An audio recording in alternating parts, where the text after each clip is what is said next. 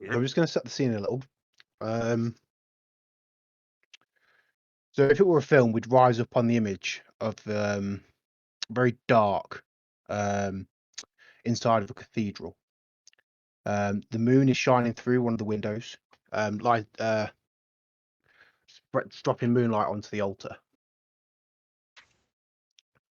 And we see a hooded figure move through the darkness, carrying what looks to be a long piece of wood, which will then drop on the bars blocking one of the doors. And the figure moves to the other side of this chapel, the other side of the altar, and drops another piece of wood, blocking another similar door that seems to lead into the back of the church. And then they walk to the altar, face covered in shadow, look down, and raise their hand, which then fills with fire, and he's thrown on the floor. And fire engulfs the cathedral, setting all the wood alight. And as time passes, you can just hear screams of people burning alive. Harsh. And then we pull out the cathedral into the city of Sandpoint, which I'll move you onto a map of now. So it's Fucking hell. really pull it out. This is like Strahd, this, isn't it? Started really dark. And it's almost like watching a time lapse. So at first you see the villagers running in at speed, putting out buckets of water over the fire, trying to put out the fire, trying to save anyone who was unfortunately caught within the cathedral. And then we see the smoking ruins. And then we see a workforce clearing away the rubble. And construction begins on a new cathedral. And slowly but surely it is built, which is bigger, grander than the one that stood before it. And that brings us to today. Today is the Swallowtail Festival, a celebration of the consecration of the new Cathedral of Sandpoint, the city in which you will find yourselves in. Now, this is 50 miles northeast-ish from Magnemar, which is the capital city of the country you find yourself in of Varisia, sorry. Varisian is the name of the people from that continent. I do apologise. And so, in the courtyard surrounding in front of the new cathedral, I should say, there have been several stalls erected, some giving food, games, and festivities, for which you have all been invited to the consecration of the new cathedral, as does everybody who was in Sandpoint or is from Sandpoint. Now, so would one of you like to introduce your characters and explain roughly what you're doing in the courtyard? I'll go then, if that's all right. Yep. Yeah. So I'm playing Argus Redmourne. He's a half-elf paladin. To look at, you'd suspect him to be pure blood human until you notice him moving, and there's a little bit of extra grace about his movements than a normal human. But for all intents and purposes, he's brown hair, green eyes. You can see under a long leather coat armor, and on his back is a shield. They're the main features that you notice about him. He sort of blends into the background quite nicely. On his hip is a sword. He is here because he's heard his village was attacked by giants a little while ago, and he's learnt that his mission in life is to protect people from giants, and he's here in Sandpoint to investigate these attacks or rumours of giants around the area and gain employment trying to rid the land of giants. Sandpoint also famously noted having a goblin problem. So maybe you found some work around the city, chasing away goblins from its walls. Cool. Yeah. And so you're in a market. Hang on, let me move you onto this tile. So we're at the square in front of the new cathedral, and as you can see, there's several carts.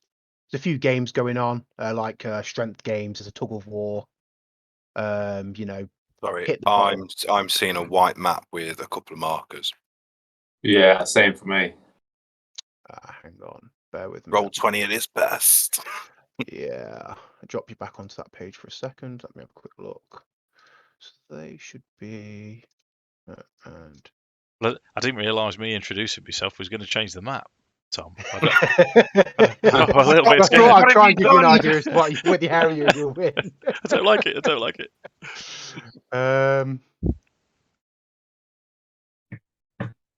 Yeah, so why aren't you where you should be? Okay.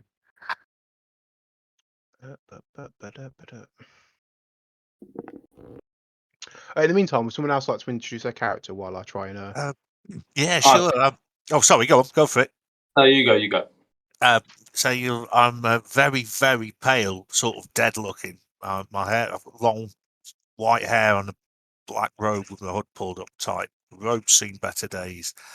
I'm a necromancer. I've not recently been discharged from the army, and I've not found anything to do with myself as yet, but except knowing that I don't want to be in the army.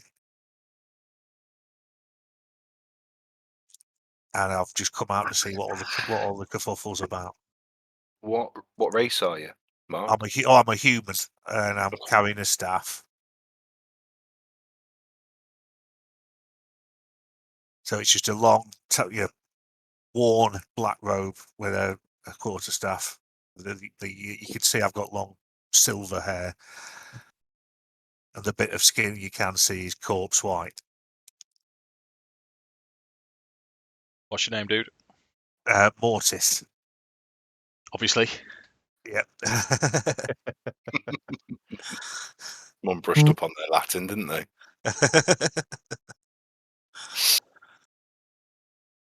So, do you want me to do mine? yeah, if you don't mind. So I'm Dastor Icebeard. He's from, I might not pronounce this right, but Gaskin or Gasson, Kesson, something. So he does well with other races and cultures outside of the dwarven groups. He's shorter than most dwarves from his area, said to be more like dwarves from Dackerson, who are a lot shorter and live underground. But he is quite sensitive about his height, so he doesn't like people to mention it. He actually finds anybody that's above 4 foot tall to be quite disgusting. And he loves his women quite short with a decent beard. He's stoutly traditional and loves the god Forge Torag. He doesn't hate elves like most dwarves do, but he does absolutely despise orcs. And he's got some fairly basic armor on, but a nicely decorated axe and a crossbow on his back. Cool. And he's here to make gold and to do some fighting. Nice. I'm going to bring you back to that tab, and hopefully you should be able to see the background now. Yeah. I say that while I'm drinking wine, by the way. So the least dwarfly thing ever. How do you change your picture? Oh, Of the little thing at the bottom. I know it's not vitally important or anything. I think it's the cog at the top. You'll do it at your leisure when you get a minute. Yeah. I had the map. It's got white. Yeah, I was wondering about that. Hang on, that might be me. Try pushing it again, Tom. There you go. Yay, map. Yeah, got it. Right, okay, cool. And you can just see the map, yes? Yes. Yeah. Excellent. So we've got a variety of tents. There's some games. There's a tug of war going on somewhere. kind of in this area, in this entrance. There's plenty of stalls with food, and yeah, so ale, whatever you want. It's a it's a day of rest, effectively. Each one of these stalls, so this one, and this one, Oh, I can't represents. see that. Are you pointing to something, Tom? I'm sending a ping, like a green ping. No. No, I can't see. No. Oh, no, that's Okay, so the three tent stalls, you've got the green, the yellow, and the brown Yes. ish. Yeah. So each one of them, so the top right corner represents the Rusty Dragon, which is owned by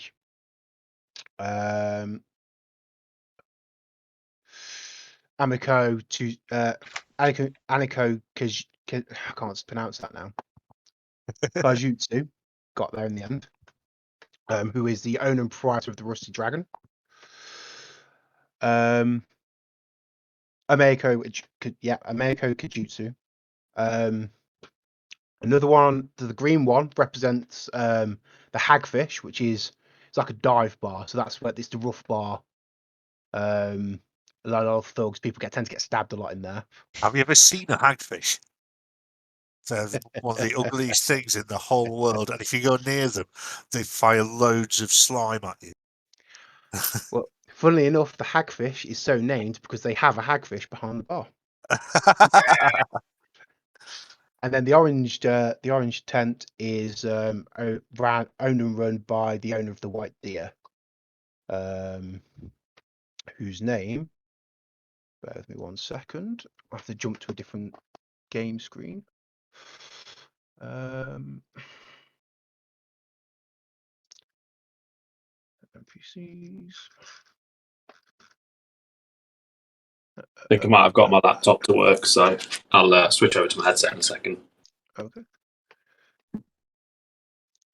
She's owned and operated by Mavor Crackhammer, who's a dwarf. I'm sorry, Ameko Kajutsu is a human. Just for your information and notes.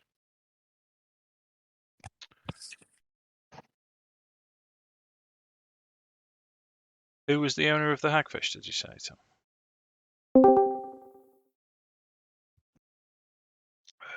No. You're right, Dave. Yeah, I am.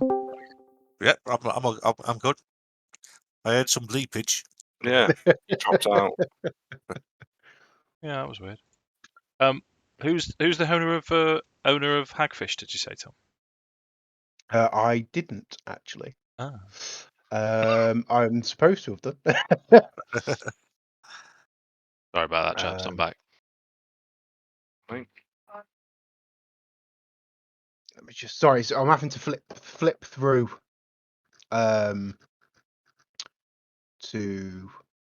the other campaign. It's Gressel Tenniwar. Gressel. So that's Gressel. Tenni War. Or Bob for short. Probably Gress for short. Yeah. Cool. Bring everything back up now. Discord. There we go. And yes, there's various games of strength and skill. You've got tug of war, knock down the bottle, and obviously there's a chance to win money from these games or prizes. But obviously the ones you guys are probably interested in will be the ones that make you a little bit of money. Does someone else want to introduce their character quickly? Yeah, I can go. So my character is called Minato Namikaze. Awesome. He is a ninja from the Catfolk race, from an unnamed ninja clan. He was abandoned at birth at the harbour during a vicious storm, hence his name. And he's also classed as a rogue ninja currently. He went on a mission for his clan, which he failed. He completed the mission, but at the cost of all of his colleagues, they all died. So now on the run from his village himself, he's travelled to a new land to try and make a new ninja clan and a name for himself and trying to survive. Very interesting. Very good. And who's left? Who hasn't introduced their character yet? I've not introduced mine yet. So I'm going to be playing Addam. Addam doesn't have a second name because he doesn't really know his parents or anybody else. He's from a small, pretty unremarkable village, which was besieged during the night.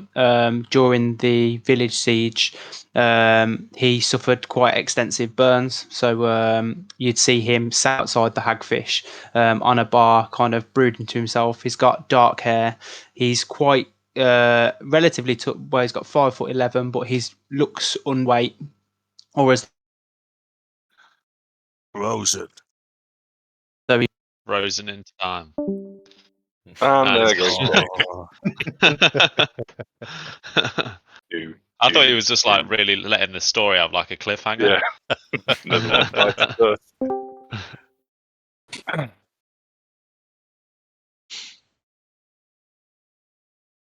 hello. Hello. Left Hello. out. You're back. Yo.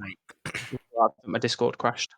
So yeah, so he looks underweight and like he's struggling to look after himself. He's got like quite greasy, tied up black hair, and then doesn't wear particularly many clothes. You can see his burnt torso, and just his like tattered trousers.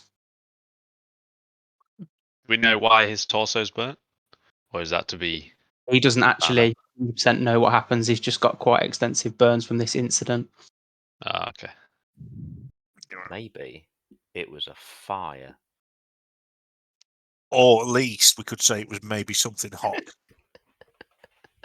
It could be ice burns. That's true, actually. Could be Ah. chemical birds. It could be a stick burn from a rapper. Chemically Sorry, Jake. castrated. Severe carpet burn. Carpet birds. I'm being savagely bummed. That since the incident, he's been wandering around the different towns just trying to find kind of some place to belong. The Burns Ward. Sorry, Jake, I'm done. It's okay. He's not done. You know he's not done. I think that leaves me, doesn't it? Yes. I think so. So I'm playing Zegric Nighttongue.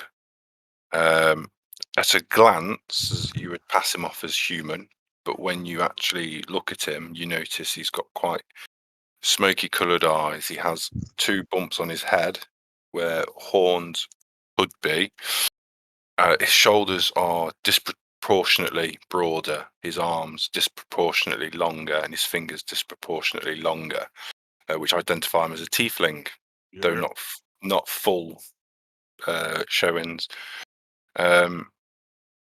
He wears quite practical clothing with quite practical leather armor. None of it's new, but it's practical. Those who are regulars to Sandpoint would have seen him to-ing and fro-ing as he hunts down leads for various different monsters in the area. And he uses Sandpoint as his base of operations, as it were.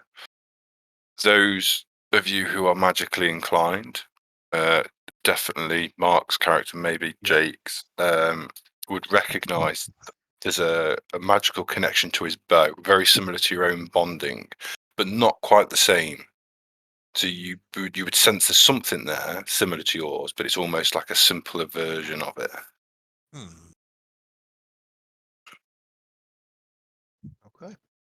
And he hangs around the fringes. You never see him inside large groups of people. He tends to flirt around the sides. Noted. Love a tiefling. Okay, so it's currently about 8 o'clock in the morning, 9 o'clock, and you know that kind of everyone knows the itinerary has been made, that there'll be keynote speakers speaking kind of 11 o'clock-ish, and they're going to consecrate it in the middle of the day. Because as I said before, that the main point of today, the whole point of the festival, is a celebration of the consecration of the new cathedral. So for now, you've got the morning to yourselves to enjoy the frivolities, maybe take part in some of the games, and generally have a good time. So, is there anything? Is there any particular games you want to look at, or do you want to go and try some of the food? Dastor would like to compete to win some money. Okay, so there's a few games. There's the Tug of War, which is it's a group game. So you need a couple of you. It's 3 people aside on the rope. The buy-in is 5 copper, and you split the winnings. So it's basically you're playing against the other team, and you can take their money. There's a break the bottle, so knock the bottle down. Throw in light balls at the 9 stack of bottles. That's 2 copper in, but if you can knock down the entire stack, you get a silver piece. And then there's also a chili eating contest, which is free to enter. And if anyone can eat the whole bowl of chili, you also get a silver piece for your trouble. That sounds like my kind of thing. I do. I love some spicy food. Yeah. I have no money, so it's the only one I can do. Yeah. Didn't I lend somebody money? Did I lend you money? Well, Dastor wants to compete in something, but he's what is it? The tiefling, I'm assuming, is probably not the strongest of the characters, but I don't know. I don't think so. Let me just double check. I don't think I did too well on the old strength. I got a +1. To be fair, dude, I'm a cleric, but I'm also a dwarf, so I've got quite like a brittle ego, and I want to show how strong I am. It's not all about strength, though. Remember Squid Games? Yeah. Still not Yeah, seeing it. play my intelligence there. Yeah, my wisdom's quite high. I think Minato would be thinking about playing the throwing game. That might be a bit of a shoe-in for him. Have we got any other takers for the tug of war? August, I'm skint. I'm absolutely brassic. So normally no, but I need money. So yeah, he'd probably clock you.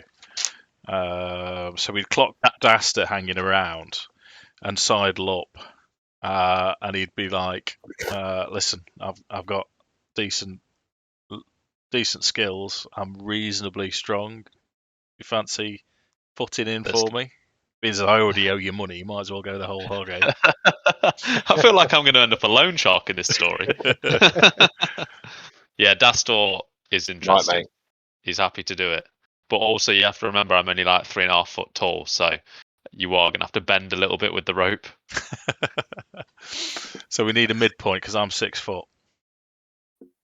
Yeah, what's everyone's heights? Can I see everybody else's characters? I don't know how to see it. No, you've all got access to your own character sheets, unfortunately. I'm 5'9". My guy's 6'2". I think I even rolled that as well. So is anyone else looking like they'd be stocky? That's the thing. That's the thing for Zegric, is though he looks broad, he is of a very slim build. So that's what I mean. It's all disproportionate. So at a quick glance, he'd look broad. When you actually look at me, and go, "That ain't right." Do you know what I mean? Gotcha. Do you know where I'm coming from? Okay. Yeah, because it wouldn't be first glance. Argus is very much take everything in and try and assess it. So I'm guessing Mortis would be rake thin. Yeah, he's pretty skinny. Yeah. Yeah. So that just leaves Addam. Yeah, I've got a strength of 10, so I'm not exactly. What does Addam look like, Jake? Addam's quite scrawny. I mean, he definitely looks like he's underweight. He's quite tall, but he looks underweight. Okay. Dave, what do you say that we do it as a 2-man 2v3? 2v3. Would that up the ante? Would we win more copper? Well, you'd take a larger share. You get 7.5 pieces each. So what it's going to be 3 strength checks effectively, 1 per person on the rope. It'd be strength or acrobatics. because there is no athletics in Pathfinder. So That depending is on not what, my strong point. I, But you know, strength, I'll give it okay. acrobatics for me, I bet Lewis is the same, is a pretty solid choice. yeah. So the acrobatics is more if you're trying to use, if you're going to pure strength it, it's a strength check. If you're going to try and use skill and tactics, I'll let you use acrobatics. But it'd be your 3 opposed against their 3 opposed. There's a DC, so many passes against so many passes, fails and fails. Gotcha. That's mechanically how the game's going to work. Okay. So that takes us back to Zegric then, because Minato. Say again. Minato. Minato's eyeing up the ranged. So yeah, I think I'd try and talk Dastor into taxing up Zegric, even though he looks scrawny. I think he might be the best bet. What say you then, Zedric? What was that, Zedric? Zegric, yeah. Zegric. I don't want to offend you before we've even got. I'm already regretting my choice of name. What's your name? Frederick? Just go for Rick for short. Jeff, just call it Jeff. Dastor name is actually has Jeff. a fair amount of gold, silver, and copper, so he's happy to gamble some. So Dastor's happy to front the cost for the team because he's quite confident that we'll win. I think it would be a case of, well, what's in it for me? Some copper. Share of the cash. Copper, and the glory. a good Don't forget about handshake. the glory. Yeah, he'd be up for it, but, you know, assuming he was going to get some of the winnings, he'd be up for it.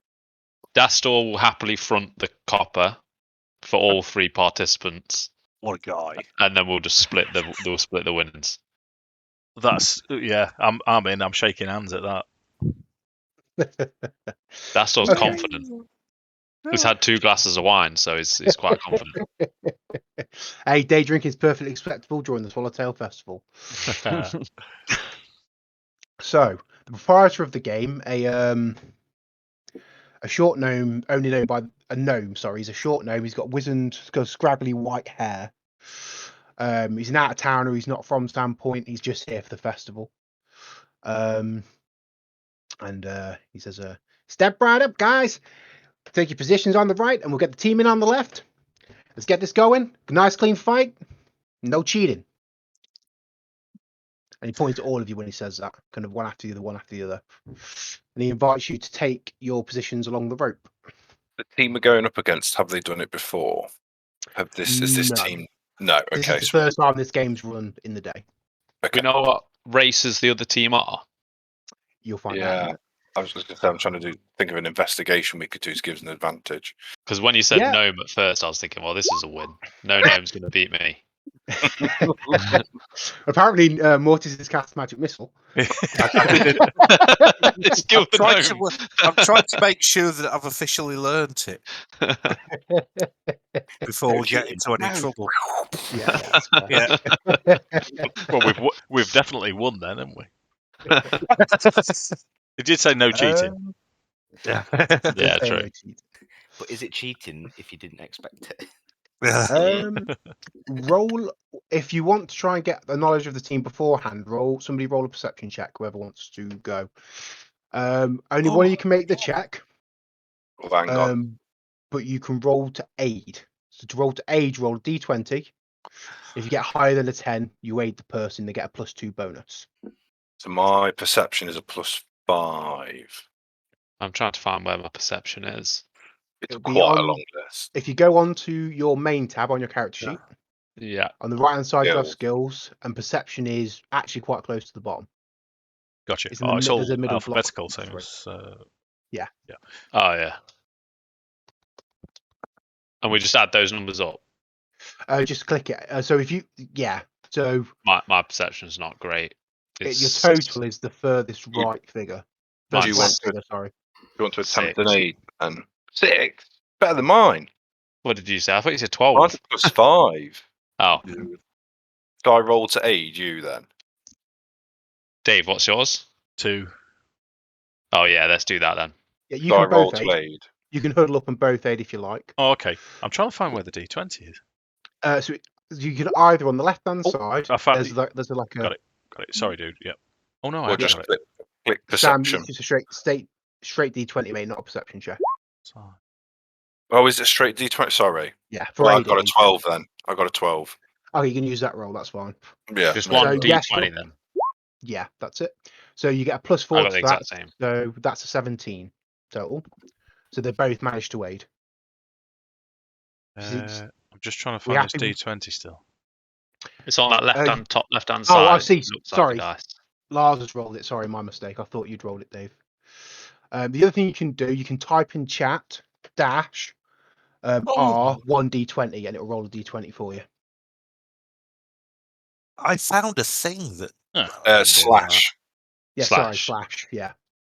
Slash R. Space 1D20. Ah, that's what I was doing. 1D20. There you go. Tell me if I'm doing this right. If everyone sees me roll a d20, it's not for anything. I just want to make sure I can do it. Yep. Wicked. What did I I've got get? the I mouse. didn't even see that. Got a 7 and a 6. It rolled a 2 of them. Ugh.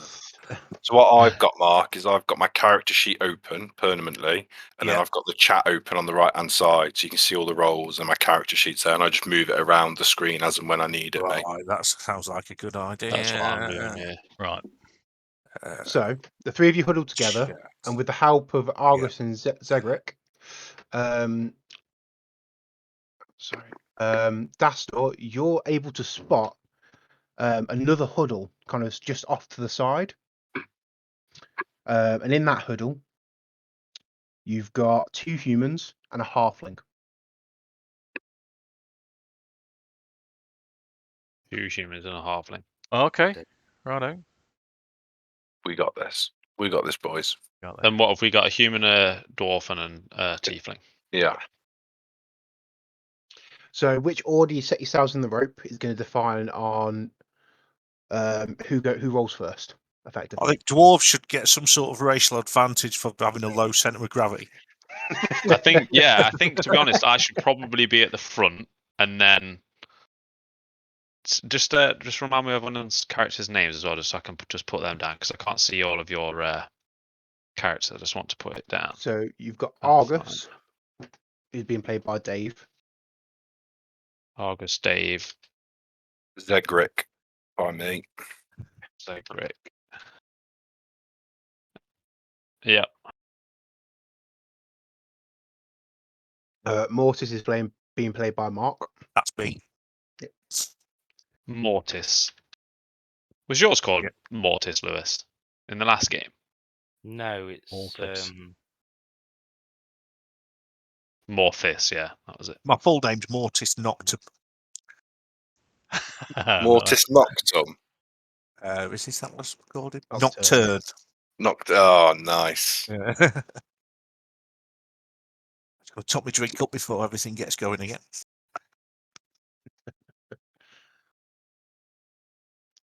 Okay, so sorry, Lars, I forgot you're doing names, aren't you? Yes, I've got Argus, Cedric, and Mortis so far. Mine's Minato.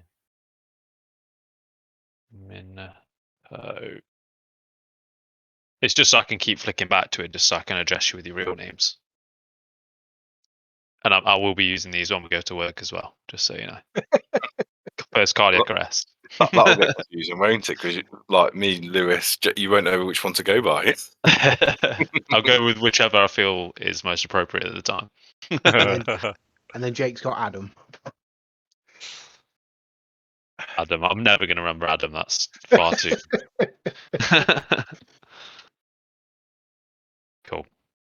What order are we going to go in? Shortest to tallest. I like the idea of that, actually. Dastor wants to go at the front. Okay. How tall are you, Dave? 6 foot. So I'll be behind you then. Sound. Okay, so as There you you take go. your positions, the halfling takes the position at the front. And then there's one of the humans is about 5'7", and the other one's about 5'9", and they also go in height order.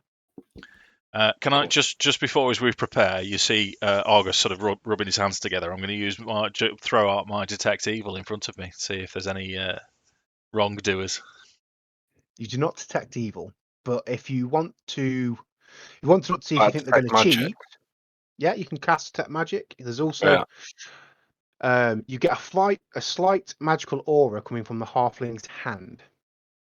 I'll call him out on it. Got some cheaters. Did you want to call him out straight away, or did you want to roll a sense motive? Yeah, go on. I'll do a sense motive. Okay. I forget about this one. So sense motive is the insight equivalent on D&D. So if you think someone, I'll let Mark get back just before I explain this. Lewis, what race were you? What, me? Half marathon. Half like that. Me? Lewis is cat person. Yeah, Lewis. Catfolk. Catfolk. And what about Jake? What was Jake? I'm human. Human. Human. Just think. I just want to put it down in case I'm upset by any of your races. We saw a roll off, Tom, and you lost really, really badly. Yeah, although to be fair, you shouldn't have been able to see that. But anyway, so sense motive is the insight equivalent for Pathfinder. So if you want to know how someone's acting towards you, or if they're lying, things like that, you roll sense motive. It's one of the more important skills in the game. I will say that. Like insight is actually quite important in D&D when people remember to roll it. Mm-hmm. Yeah, I'm a nightmare for not rolling insight checks myself. So Sam, Zegric and Argus, I've got 10 on sense of motive. What do you guys have? He's giving it to me because I've picked up on the magic Oh, item right, in the okay. halfling's hand. So Sam said he was going to roll the check, so he's rolled it. And the halfling, as you can see, rolled a natural 1. So he's trying to hide the fact that he's got a ring on his hand, and you think that he is attempting to cheat. Detect magic. Does that tell me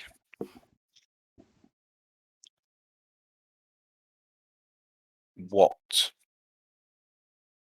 I believe if you look at the description of sense, I'm just trying to get it up now. I think detect magic. So the first round, so if it's the first 6 seconds, it's presence Oh, or it's absence. presence and absence, yeah. And the second one, it's number of different auras and the power. The third is strength and location. Yeah. Okay. And then if you want to discern the School of Magic, it's a DC 15. Yeah. Plus. Yeah. All right.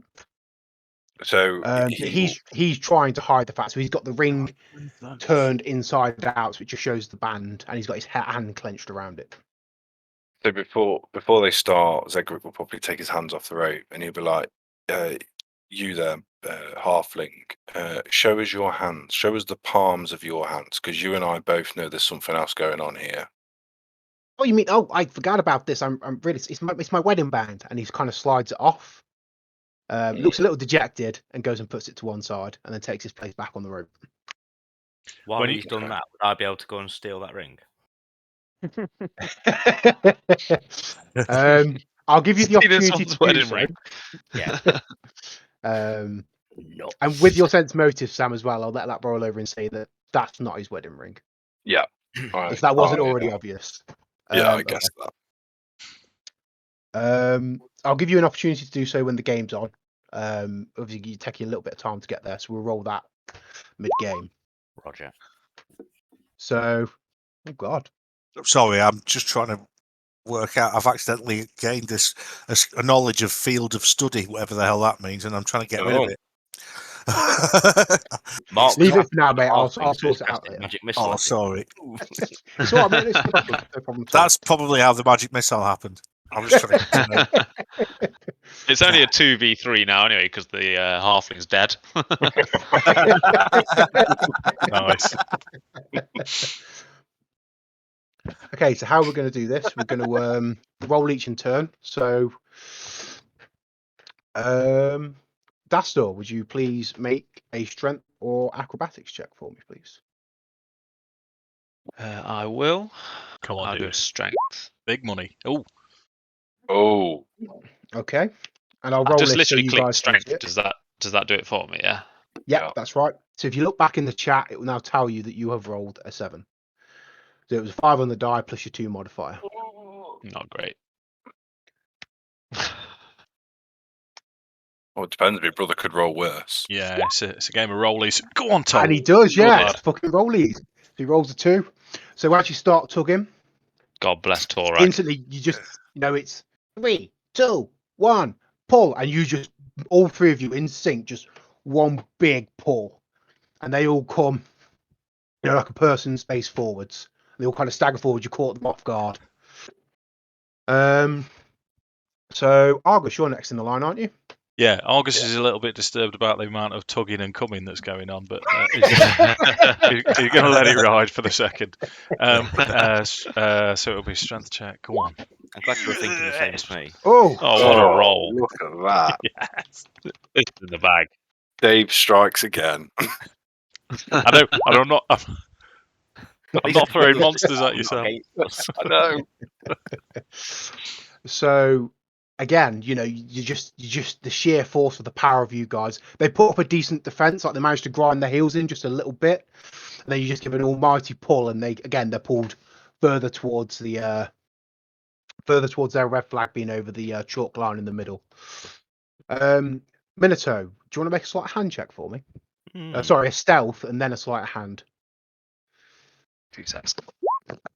Yeah, I'm just going to nip for a burst. I'm right back. Okay. Yeah, no worries. And me, actually. Bloody hell, Lewis. A +8.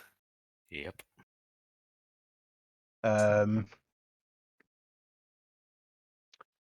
So, people see you kind of walk over, and there's a pile of clothes, but there's also a crowd of people around it. So you get the distinct impression that you have been seen approaching this, despite your stealthy nature. There are a few people that have kind of spotted you, although the crowd is kind of raunchy. They're not really paying attention to what you're doing. But then in a thing of pure inspiration, the ring is just in your hand, and you're probably not even sure exactly how you got it there. But it was that good a lift. You think there's very little chance anyone would have seen you. Nice.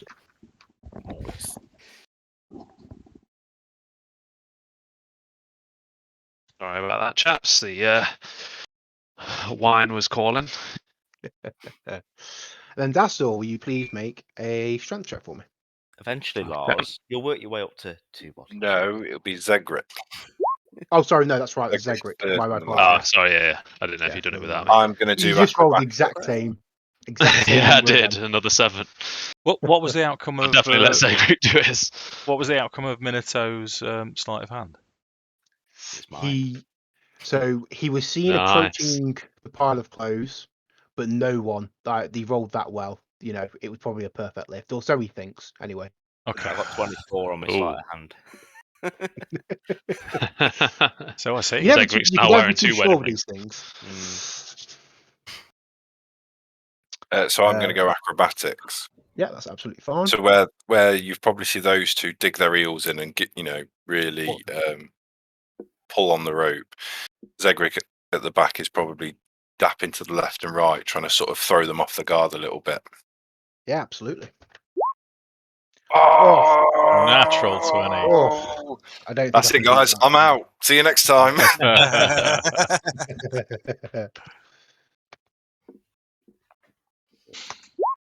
Yeah, and you It you won't be absolutely that. annihilate this team.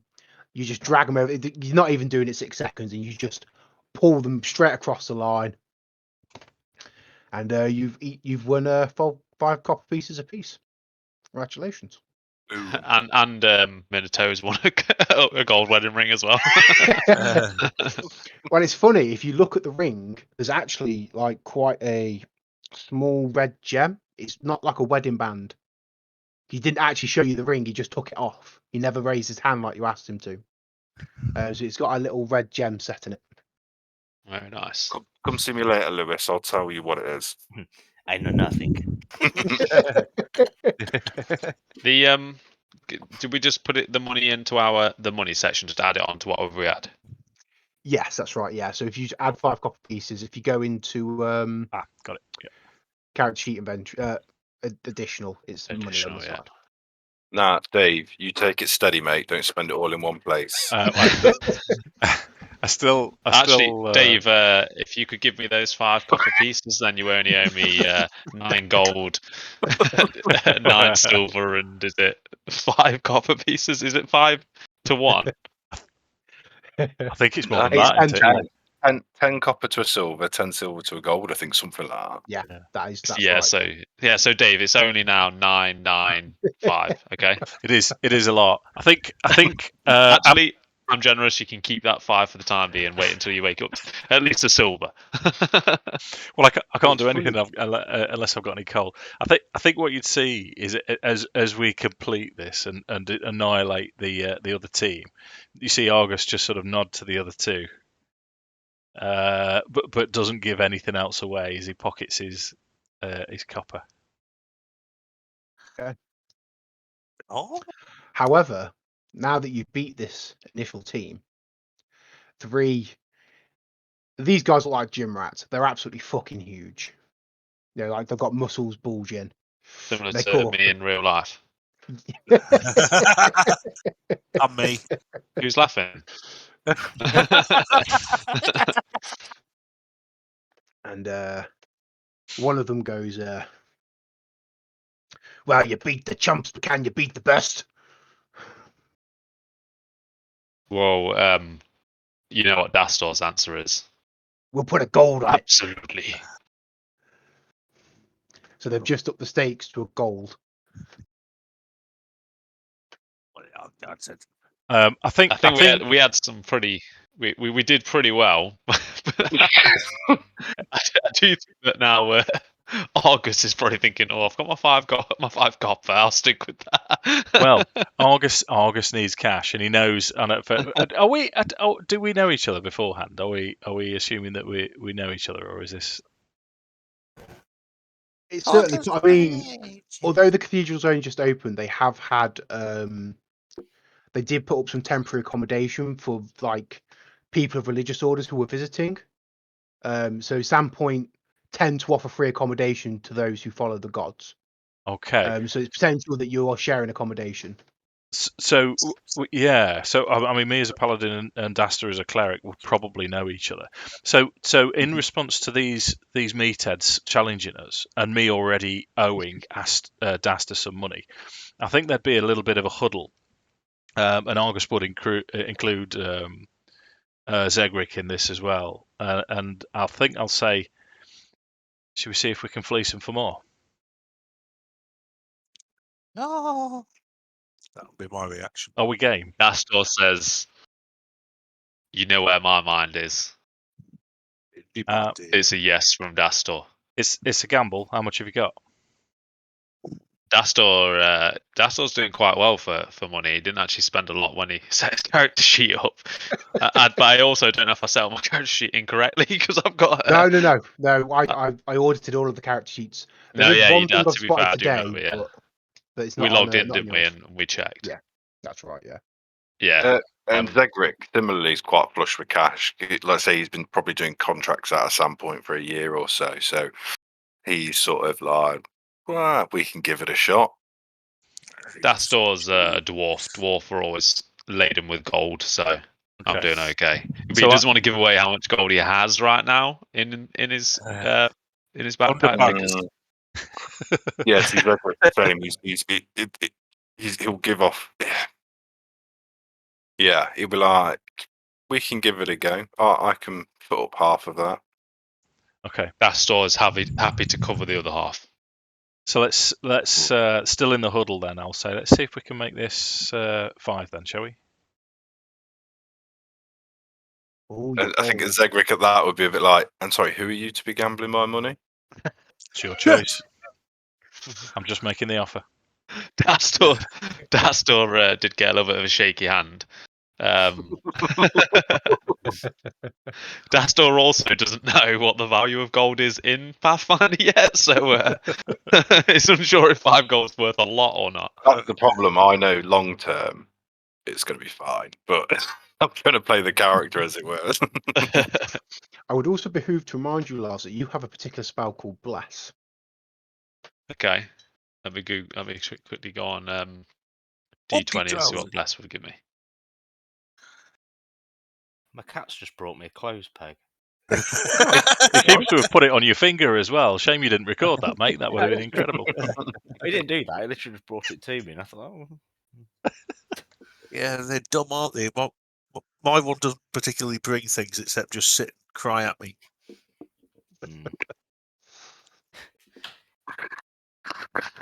Never brings anything of use. He has got a use, Mark. He does deal with those really irritating flying daddy longlegs things that always insist on bashing into your face. Because they're really slow and dumb, so we can catch them. It's like a little mini cat biscuit. I'm just pressing that Bless just so I can read it because I couldn't find it. It's easier than finding it on D20. If you press the little cog, it'll open up. Little cog.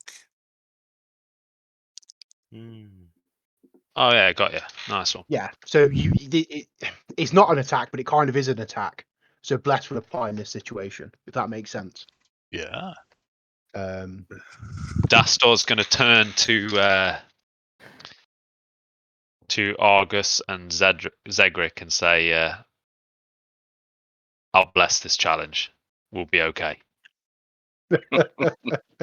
So And, Argus will turn back to Argus is- Zegric and say, "It's all on you, then, big man." I mean, I'm in debt to Your ma. to Dastor already, but why not? Zegric, Dastor also wants to say to Argus, "You'll be more in debt after this tug of war."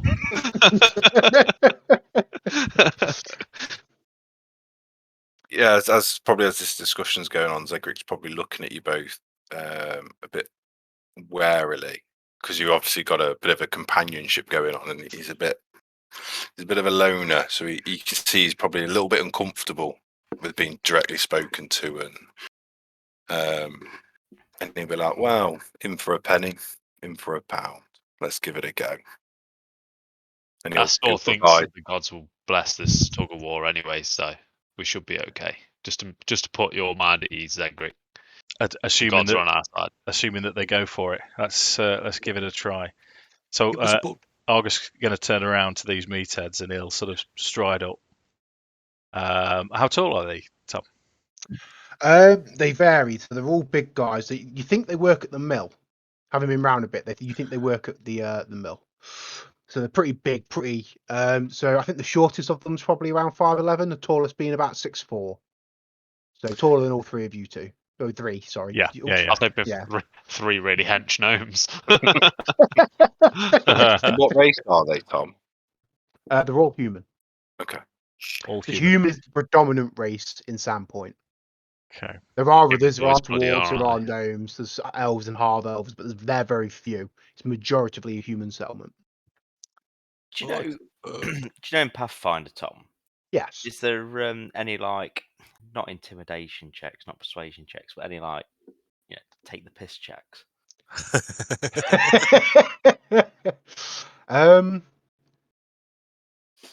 You could just take the piss Perform out. comedian. Oops, I didn't really do so that. perform would probably. So, in what context are you trying to take the piss? Like, are you trying to So mock basically, them so they're less confident? so as I've literally grabbed the ring, my thought process is if these guys are going to then try and do this tug of war, that'll cover my escape. So if I can walk past these three hench blokes that are stood there, I was going to try and walk past and go, "Ha! I've seen stronger women," that kind of thing, and make them go, "You what? You what?"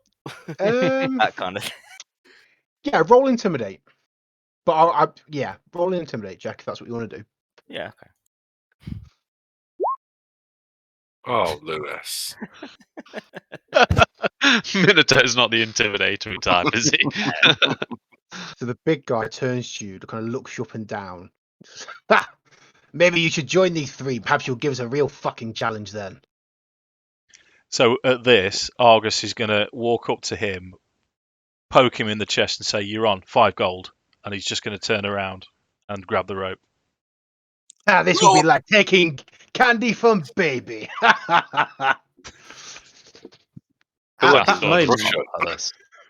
There's three different guys, so this was a different guy talking. Can I cast guidance on August? What's the range on guidance, mate? I think it's a touch spell. Touch, yeah. So Okay, I've also got it. so bear in mind that the gnome is all watching you to make sure you're not cheating. You would need to roll a stealth check to see if you can do this unnoticed. I think essentially on that he'd walk up because he wouldn't want Argus to know that he's doing it, but Addam would walk up kind of quite timid and he'd kind of place his hand on Argus' arm and says, "Those three idiots have give the town a bad name and tread on us all." And then at that point he'd try and cast his guidance. Yeah, go ahead. I haven't got any points in. Well, I don't think I've got any points in stealth. So how does it work with rolling a? You can roll it. So it's only the knowledge skills you can't roll in trained, but you get it'll be, I assume it'd be like a minus boat. Good roll. Yeah, so you just got your dex mod on that. Yeah. That's a good roll. That's a really good roll. So yeah. Just bear with me a second. Yes, just while he's sorting that, your skills, the skills that have got little stars next to them, you must be trained in it. You must have it ticked. If you don't, you can't use it. It's a trained skill. Which, when you think about it logically, you think about the knowledge. That does make sense. You know what I mean? You're not going to know anything about geography unless you've read books on geography. So you can't use starred skills. Everything else you can use. A bit like we know about nature, we know it exists, but we don't actually know about it. That type of thing. Yeah. Like handling an animal, you're not just going to walk up to the back of a horse and slap it on the arse just in case you get knocked out. You've got to grab it by the nuts. That's if you really want it to kick you in the face. If you fancy trying to remove your head via a horse, that's a good ploy. Yeah, so the three meatheads, they've turned away at this point and they're kind of bumping each other's chests and riling each other up. So they definitely don't see you. They got the natural one with a -1. So they're elsewhere, mate. Classic meatheads. Nice Could one, Jay. Minato, as he's doing this, walking back towards his colleagues, look at Zegric and go, "It is Zegric, isn't it, Sam?" You have a segue. And just say, Sam Zegric, yeah. You'll wipe the floor with these people. And as he does that, can he try and slip this ring that is just half-inched onto Zegric's finger? Yeah, you certainly can. Cool. Do you want Zegric to know you're doing it? Or you're not bothered? get involved now. I'm not bothered. No, I'm not. No, I don't want him to know that I've done it. We'll roll a sleight of hand check Very anyway, honourable. and we'll see how deftly you do it. Oh yeah, he doesn't know it's there. Okay, now. He doesn't even know he's got fingers. Andy Johnson, eat your heart out. But you've got a +8, mate, at level 1. Tells you everything how it's gonna go down. Khajiit knows nothing. Mark, what can you do to aid? Let's see if you can. Let's have a look. Well, I was thinking, I've got Grave Touch, and I was thinking to just pretend I was sloping past one of these guys, and then just touch him on the back as though I'm getting past him, and make him shaken for a turn. Okay. Yeah, roll a stealth check for me to see if he notices you. Right, let's give that a 5 go. gold, guys. I know. I should have said 50. We're going to we're all going to be like, can't do anything. Sorry, mate. I'm sorry. I've just had your character sheet open looking. That was me. Sorry, I'll close it now. Stealth. Right, here we go. Okay. Let's roll a quick perception. They're all going to come away with incurable diseases, and they just want to war. No, they don't notice you. So you cast this on the back one, whoever's at the very back, just as I was pushing past him. Make a note of that then. Does it do damage? It just says causes the condition shaken, but I don't really know what that means. I assume it might give him some minuses. Yeah, it's like a minus to strength or something like that. I think it might be all checks, you know. It's bad. It's only for a turn, but Yeah, so I'll say it lasts. Enough, Yeah, it's a -2 to everything. Tidy. Nice. Nice. So Yeah, well done. I'll let that last for the game, obviously. Otherwise, it'd have been pointless rolling it. So, yeah. So have you? So what does Dastor say to bless the group?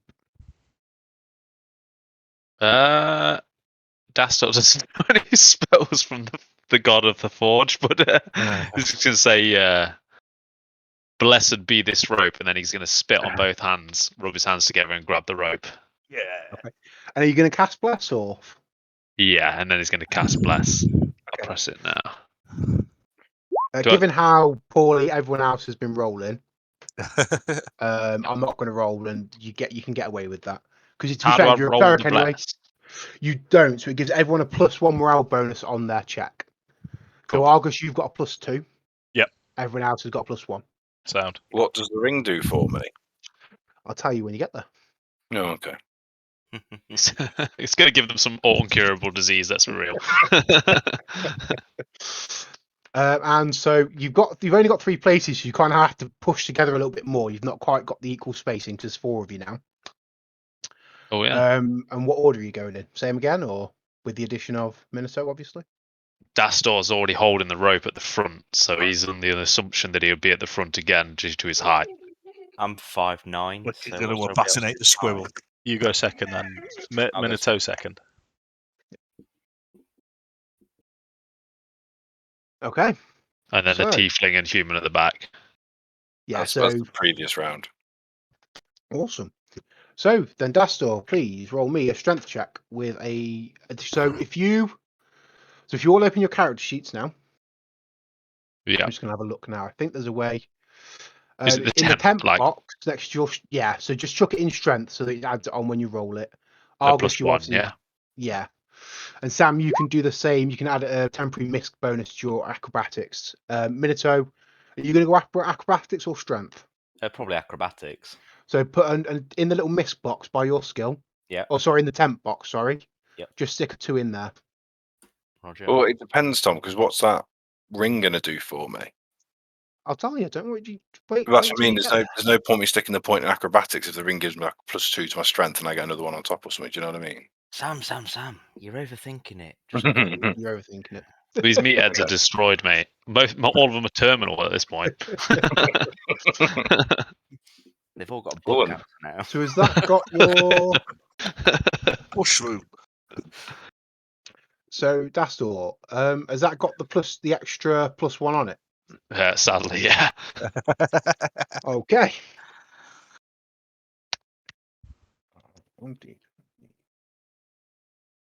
Oh no, that's plus, not equals. No, Oh. that hasn't. No, I don't think it has. So I Lars think that's isn't. actually a 13. Yeah. But you get absolutely hammered in the first tug. So Oh yeah, it doesn't say the these plus. big It says meters. +0, so no. So these 3 guys got it, and they just pull, and it's like being pulled by a horse. It's honestly horrendous, and they get that first pull off on you. Yeah. Eat my trousers. So Minato, strength or acrobatics, please. Acrobatic. All the way. 16 All right. Not bad. plus 10. Yeah, because your acrobatics is +8 normally, isn't it? Yeah. Jesus, Lewis. A fucking assassin from the gods over there. Well, hopefully. Again, Oh, second God. ball beaten by 1. Dastor just wants to give everybody a quick huddle and say, let's not let ourselves get beaten down too much. Even though I think some worms. even though the August has just bet all of my money away. Well, here's the thing: there's 4 of you and 3 of them. So you've got 2 fails, but you can still make 2 successes to draw it. And this last guy, Shakens, he's got a -2 to his roll. So Okay. Argus, I believe you're up next. Yeah. I'll let it. Come on, Dave. Use some of that DM magic. Oh, Dave. What happened, Dave? Well, I'm gambling, aren't I? This is always gambler's ruin. Should have quit while we were ahead. Because of the shaken condition, this is a straight D20 roll. Oh, and I've not typed it in wrong, so I'm an idiot. Oh, come on, Argus. Come on! Which is the equivalent of 2 fails. So you pull it. So with the efforts of Argus, you pull it back to centre. So Good Sam, job, Argus. this is all on you for the win. So what's the ring done for me? Do strength, Sam. Make your roll. Make your roll. It's unknown, Sam. DM applies secretly. Yeah. I'll do the acrobatics again then. Okay. Ugh. Oh, So as you pull, It's all round, I think. the gem on the ring smashes, and time reverts just for a second. Oh, Roll again. Yes! Fucking time turning ring. it's going to be 1 now, isn't it? Oh, God. But that's enough just to pull it just off the line, and you get the win.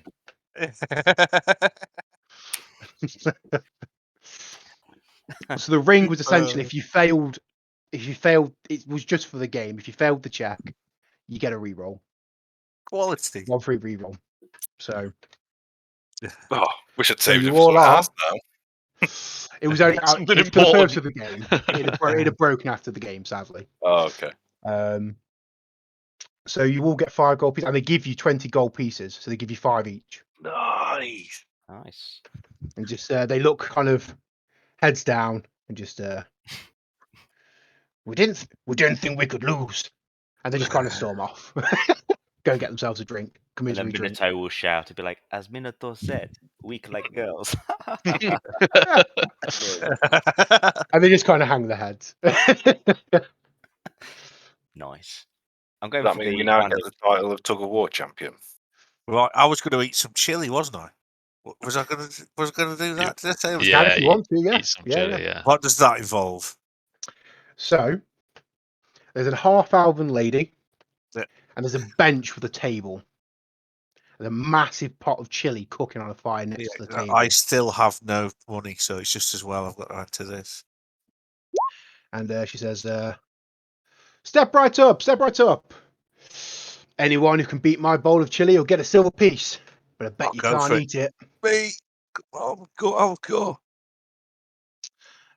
So as you kind of say, does anyone else in the party want to take part? I don't, but just quickly, the gold pieces that we just won, how is it 5 split between the 4 of us? No, it's 5, 5 each. You got 5 That's each. what Five Argus each. said. How about we make it 5 each? Because it was always based on each. You've all Cool. got 5 gold pieces each. I'll give my 5 to Dastor. Before Argus does that, Dastor's going to go over and just close Argus's hand around his gold pieces and just shake his head. Not yet. Wait till it's around 20. I'm joking. nice try, dwarf. No, but seriously, Dastor just say, just keep it. You'll need it for now. Always kill you with them interest rates, don't they, dwarfs? Yeah. Appreciated. Oh, there's I'm just- I'm 15% hedging my interest. I'm hedging my bets. Yeah, in the future, I don't know if I'm going to be poor. Did by any chance Zegric notice the ring shattering on his finger? Yeah, so I think actually you'd have noticed the ring as you went to grab the rope. You'd have been like, how did that come from?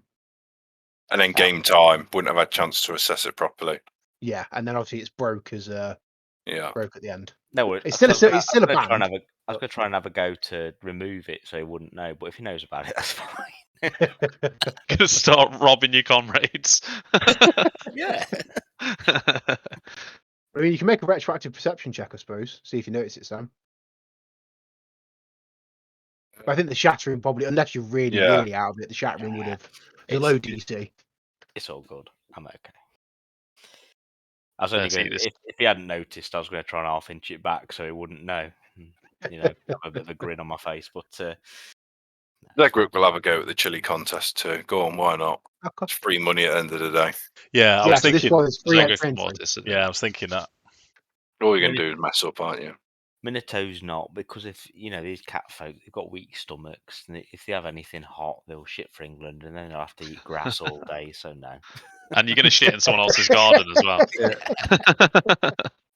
I do. Might not bury it though, just to really fuck them over. Crack a little bit of dirt on it. Go over to a table and just start knocking things off onto the floor for no reason. No, that was going to be my little game trick. I was going to be like Haywood when he gets bored. I was going to say that's really funny if you've got all these little cat quirks that you've got to do. That when you're excited, your tail starts fucking like this. Just pouring you. See, this is why I pick cat Every folk. time you get into bed, you've got to pad down. It's just payback, Lou. Don't worry. Dastor doesn't want to get involved with the chili eating contest, but he's going to slam his fist on the table and shout, "Eat some chili!" Right, I'm eating some chili. What? I assume there's a roll. There will be, yeah. So Noctis, Argus, and Zegric, you all step up to the plate and you sat at the bench with, funnily enough, the gnome from the first game. The first game of Tug of War. He's back, trying to perhaps gain some of his losses back. And there's another figure. Who is this? I don't know, you tell A us. half orc, which is unusual in Sandpoint because they're usually treated pretty badly. And he looks someone who doesn't poorly like them. clothed. But he sat on the very end. And honestly, he looks like a beggar. He's raked thin. He's probably just trying to get some. Actually, if anyone wants to, you can roll a sense motive. Oh, what? Yeah, I please. won't. I'm crap at it. I was just double checking something, Tom. I'm gonna ask you now. With the giant slayer feature from Rise of the Runelords, apparently I get a +1 trait to bluff, perception, and sense motive.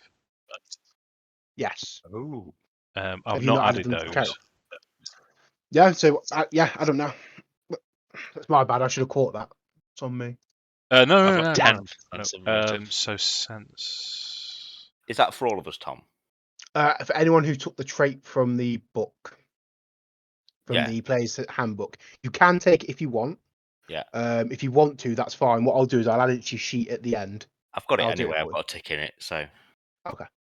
No. So it's you add 1 to in the one of the So, columns. Lewis, what we're talking about is in the player's guide to the campaign, there were certain campaign traits you could pick up. So Dave picked the Giant Slayer campaign trait. I picked the Monster Hunter campaign trait. And if you take those traits, you gained a couple of things. So I think I get like a +1 if I'm fighting a magical beast. Dave gets bonuses for fighting giants and things like that. Yeah. How do we see those campaign traits again? It's in the player's the player's guide to the campaign. It's one of those things that you can add retrospectively if you want. Like Tom was saying, he's been a bit loose for the first couple of episodes to allow us find our feet. Yeah, it's in the drop. cool. Yeah. In the drop Google Drive. Yeah. I'll get a link to a Google Drive at the end, so you can all have a look at it. Yeah. I've just stuck it I in think it miscellaneous for now. Yeah, I think it might have got lost in all the original messages on WhatsApp. I think. Yeah. Sausages. Sense motive. One of the really good things about Pathfinder campaigns, they do these quite good. Some of them aren't as good as others, but they do quite good player guides. So other campaigns, they tell you like avoid these languages because they're going to be completely useless. Make sure you've got this language in your party, and things like that. They're really, really good for that. I had a character in first edition AD&D who could speak Shadoo. That was really useful. It was a creature. I don't think we ever saw one, ever. And that's let it. alone require speak to one. And that's what the player guides are for, just to give you a little bit of a hint with some of the not important stuff, just some of the backgroundy bits. Yeah. Yeah. That's right. So he rolled a 4 bluff checks. So he sat at this table and he's trying to make himself look like, he's kind of got his arms out and he's trying to make him look tough, but underneath his shirt, like in one of the ribs, you can see his rib line. And you can, he's A, starving, and B, he's a vagrant. He's got no money to his name. And he's doing this A for a square meal and trying to get some money in his pocket. That's what you read from Margaret.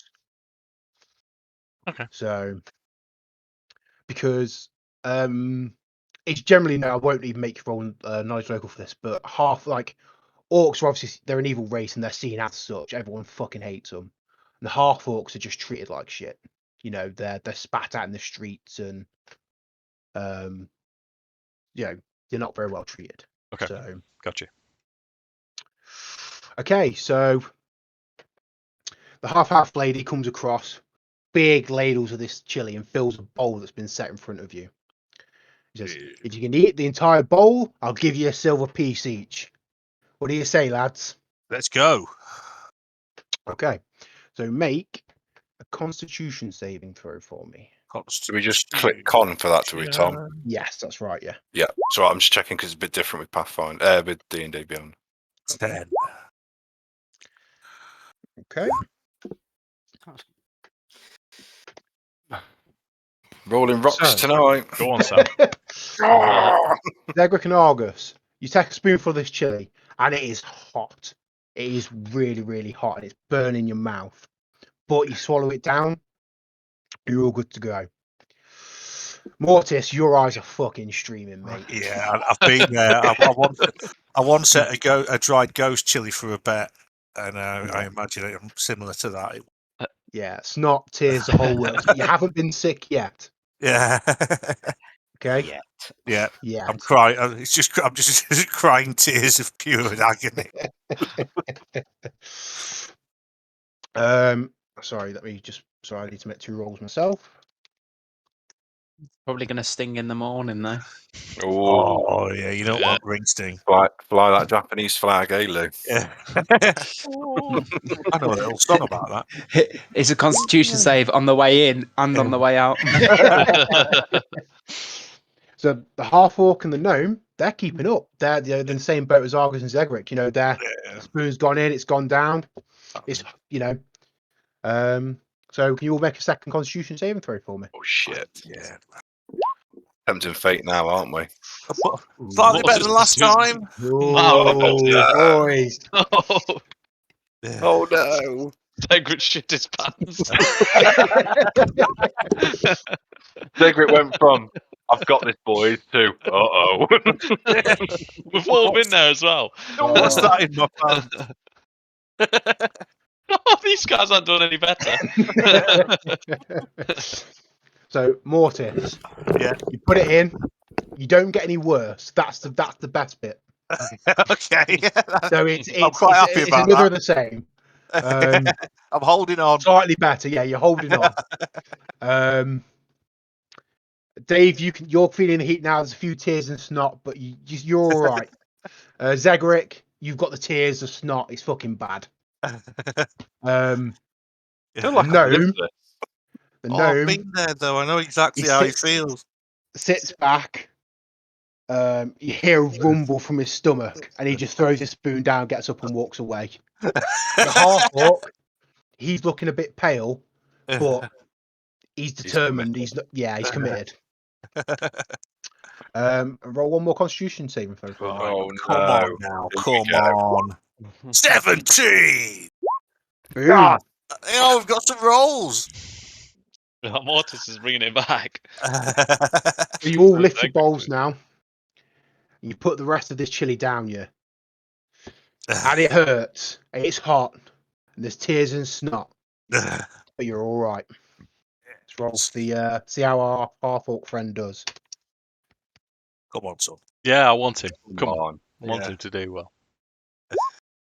Oh, Oh, no. It's going to be Projectile vomits all over the table. Poor little bastard. Other people projectile vomiting is always funny as long as it's not on you. Yeah. And the crowd that's kind of gathered around you, they all just start cheering and laughing at him. Fucking Arfie. So- Those kind of things. Even though Sam, am laughing, Zegric wouldn't be. Yeah. He feels a bit of a kinship with the half orc because of his tiefling nature, and he's probably given people that are slagging him off a bit of a dirty look. Yeah, I think once you start giving people looks, it subsides a little bit, you know. There's a few whispers. Oh, it's the oh, that's the Nighttongue boy. I'll sort of slide past, and when we get the silver piece for keeping it in, I'll pass mine to the half orc lad. I was going to say slyly. Zegric will do the same, and he'll speak to him in Orcish and say, "Go get yourself a good meal, friend." Yeah, and he kind of looks up at you with like almost tears in his eyes, but then he just scarpers.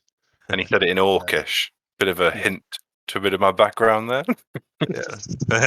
Dastor, although Lars appreciates you guys as being very compassionate, good, empathetic people, Dastor is a racist piece of shit when it comes to orcs.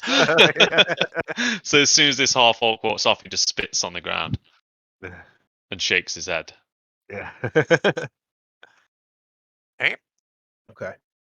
So about this time, you can see that the speakers, it's getting towards the time that the allotted time that the speakers are supposed to be start talking, in giving their speeches and the normal pomp and circumstance that go around these things, Yeah.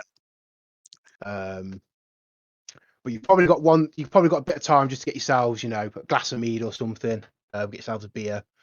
Everything's free, so the food's free, the drink's free. Yeah, I'll go and have some sort of medium strength long drink. Yeah, some sort I think I'll go get some milk. I think.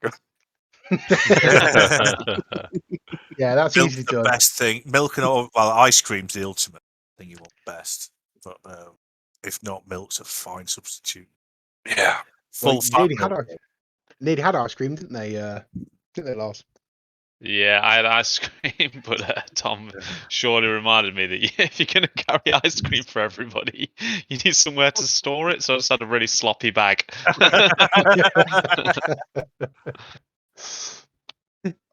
I remember when you were building it, Lars, and you were like, "It would be a nice accompaniment while we're on an adventure. Just pull out a tub of ice cream."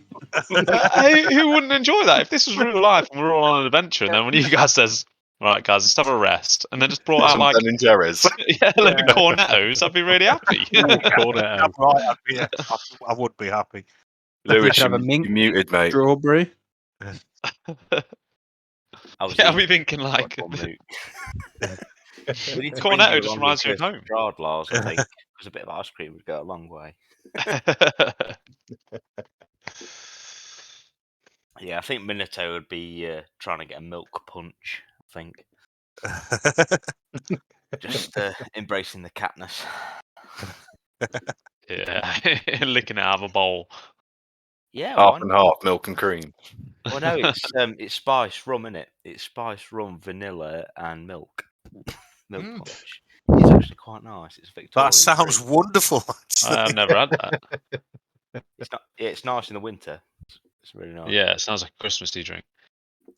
Dastor's obviously just having a beer. Has anyone had Advocar? That's amazing. It's just like slightly alcoholic custard. Oh, I love custard, so yeah, I'd have an Advocar. It is custard. It's just got a bit of booze in it.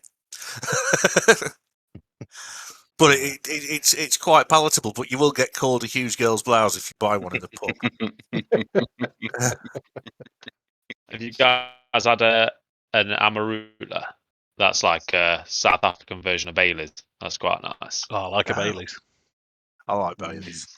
Bailey's is one of those drinks, though, isn't it? Like, it's like it's the end of the night or it's a Christmas drink. Nobody goes to the pub and says, "Can I have a Bailey's?" No. I've been to the pub and asked for a double brandy and Bailey's. Double brandy and Bailey's. Yeah. It wasn't for me. It was for my girlfriend at the time. But yeah, and it cost probably about £12 at the time. I was absolutely devastated. But I had a sip and it was nice. Did anyone else's grandparents, or specifically their grandma, ever used to just rub brandy on their gums when they were a kid? Or was mine just like a real alcoholic? I have heard of that. I have heard of that. Mine and Tom's was whiskey. Yeah. Yeah, my Granddad always used to a bit of brandy and insist. just rub it in my mouth. I split my head in at the Isle of Wight when I was about 3, and apparently my dad gave me a shot of whiskey. It works though, doesn't it? Wait. Like, There was a time when that was the only anaesthetic that existed. If you want to get a leg amputated, they just got you really pissed and then did it. Yeah. Or had a boxer just punch you completely unconscious. So you had a head injury before the head injury. Yeah. I'd be the twat that didn't go out, and he'd have to keep hitting me. No, still all right. Volunteers. Just get beaten to death whilst you're trying to survive.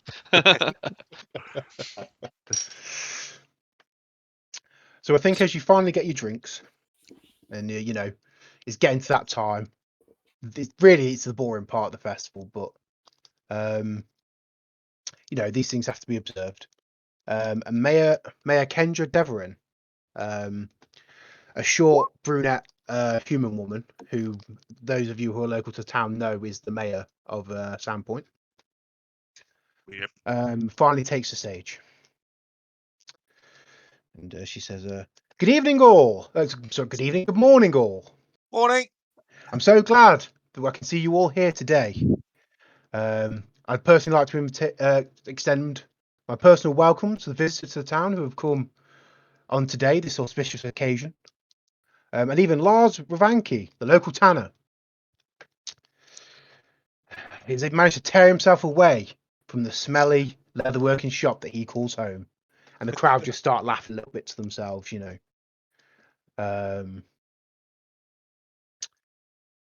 So as we celebrate the consecration of our brand new cathedral, I would like to take a moment of silence for those that were lost when our original cathedral was unfortunately burnt to the ground in an unfortunate accident. Was it though?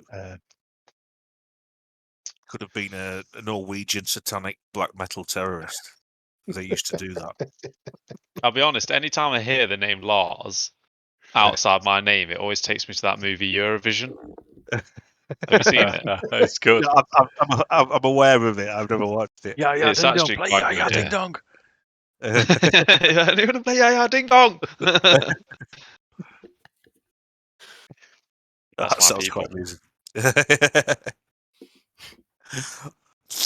But I would also now like to remind you all that this is a happy day, that the drink and beer, food is all free, and all we want you to do is enjoy yourselves. But now, unfortunately, I must hand you over to Sheriff Baylor Hemlock, who has a few words to say. And this kind of grizzled, kind of silver grey fox takes the stage. The kind of dour look on his face. And anyone who's got knowledge local, will you roll knowledge local for me? Don't think I do. Pretty sure I've seen that. I've only got knowledge history. Yeah, same. I've got loads of knowledge apparently. But... Yeah, I don't have local. But then I kind of just feel like I Oh, should I know. do actually. Here we go. Oh, I do have it. 16. We won't take Addams. So, Minato and Mortis, Yeah. you both know that not only is this, the Swallowtail Festival, it's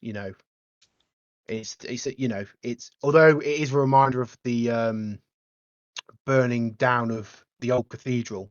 This is also the anniversary of the day that Sheriff Bello Hemlock caught a noted serial killer and lost the man who he saw as a father, the previous sheriff. And so this isn't really a good day for him. Fair play. So he just he takes the stage and he just says, "The mayor is right. It's good and just to remember those who have fallen in the service of this city, not only in that unfortunate accident."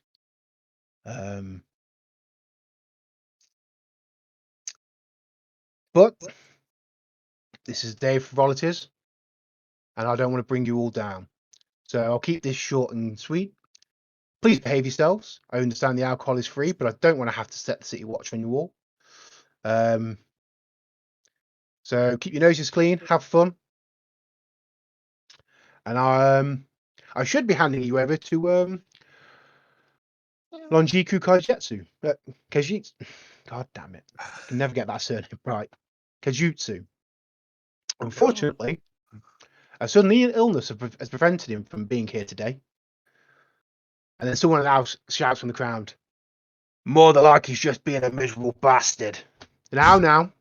It's not he's a private man. Let's not bring his name down. So instead, our very own Sidrak Drokus will be speaking in his place. And I'll let those knowledge local roles roll over. You guys know that he owns a local theatre house. Yeah. Don't like him already.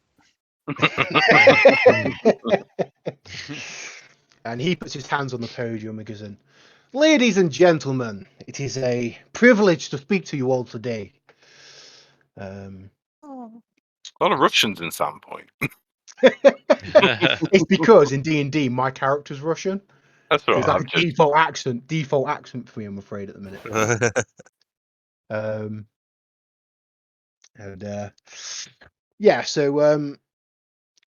This cathedral has been a work long and hard in the making. We have all paid a pretty price in tax. We've all worked hard to bring it together. This is a monument to Sandpoint's cohesion and togetherness. And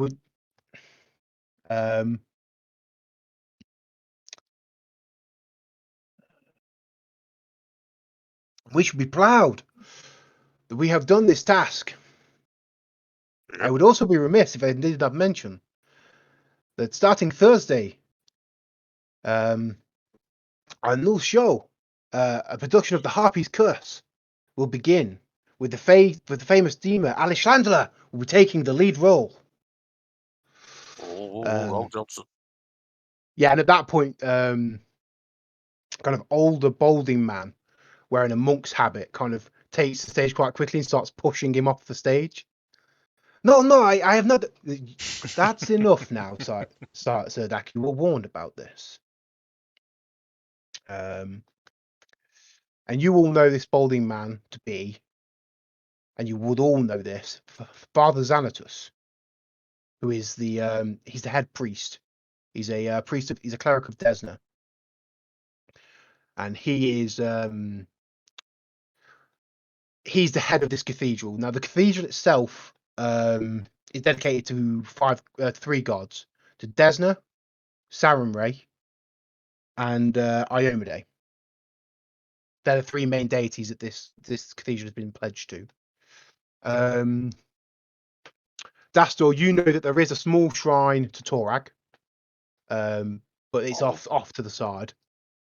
For those of the dwarves that do live in Sandpoint, and Father Xanatus is he's the top priest here.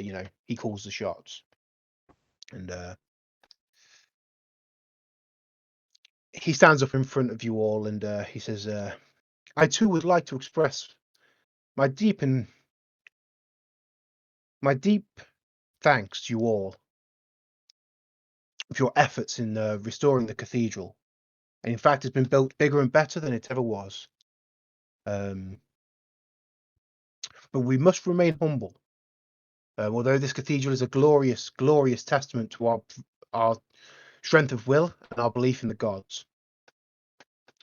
But and as he goes to say that, you start to hear a little song coming from the north, the map. Goblins chew and goblins bite, goblins cut and goblins fight, stab the dog and cut the horse, goblins eat and take by force. Could be All of a goblins. sudden,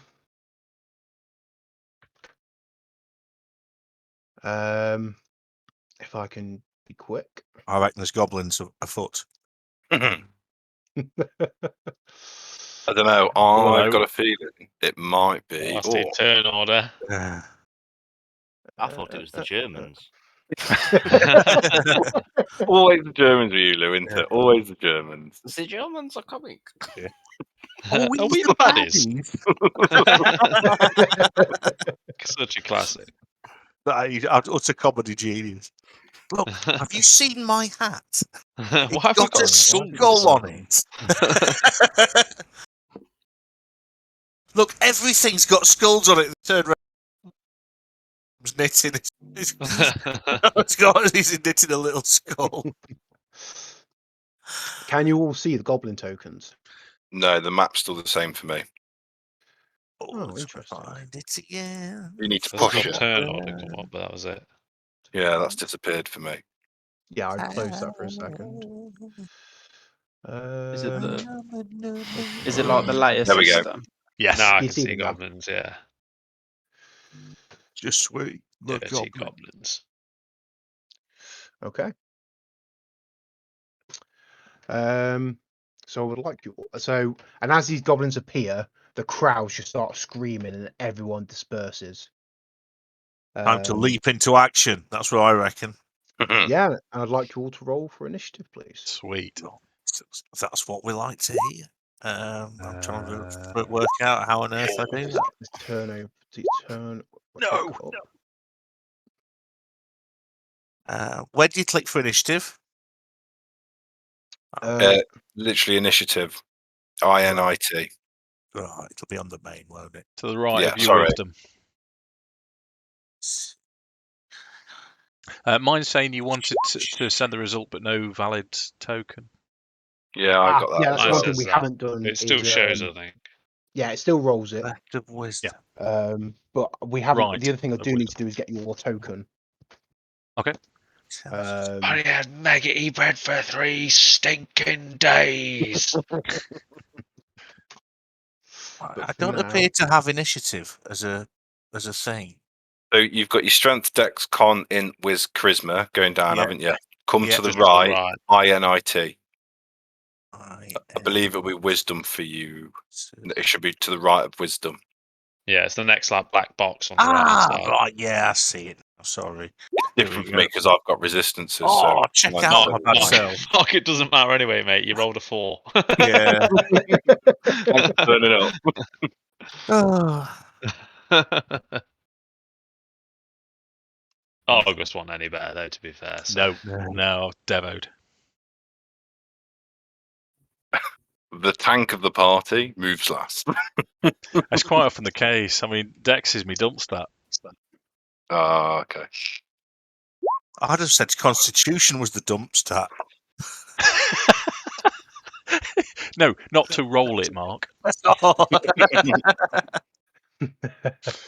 Possibly strength if it's constipated. Crikey. How much would you have to be pushing to make a Dex check while you were having a poo? You push that hard, fail your Dex check. It'd be like Randy Marsh's world record shit attempt where he just rises up on a column of turds. You'd have to keep shouting hot as you did it, though.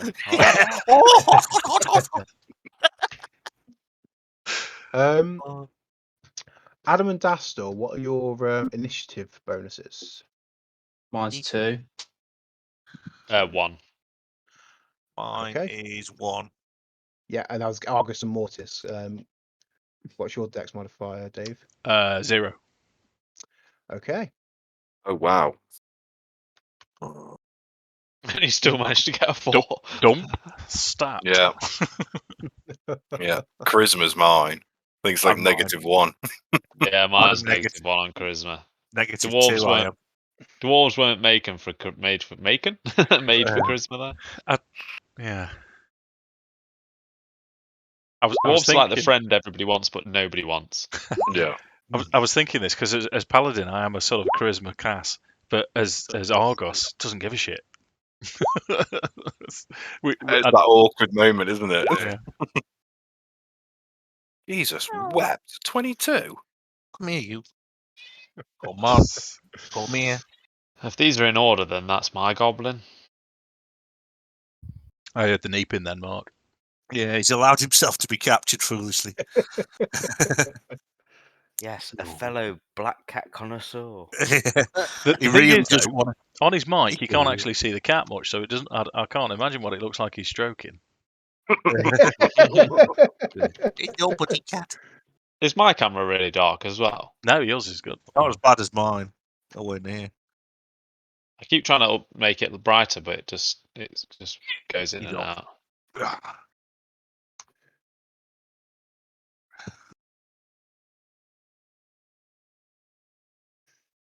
You right there, Tom? Okay.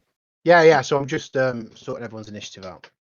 Just so everyone knows, I'll probably have to chip off 10ish because I've got meds that make me sleepy. I don't want to be disrespectful by dozing off. So. Oh no. So what? Yeah, we'll call it about then. Then if that's all right with everybody Thanks. else. I'm happy to see you dribbling on the camera, if I'm honest. We'll just call it Did affection. Dave warn you that we're a cruel bunch, Mark? No, he said you were all right. We're all really nice on Right, paper. okay. It's Dave. It's Dave doing Curse of Strahd. He's turned us all horrible people. Yeah, because you were lovely before.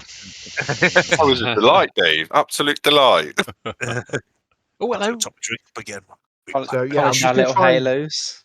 I'm going to try and just dump down some tokens for now, so we can get an idea of where you all are. Cool. So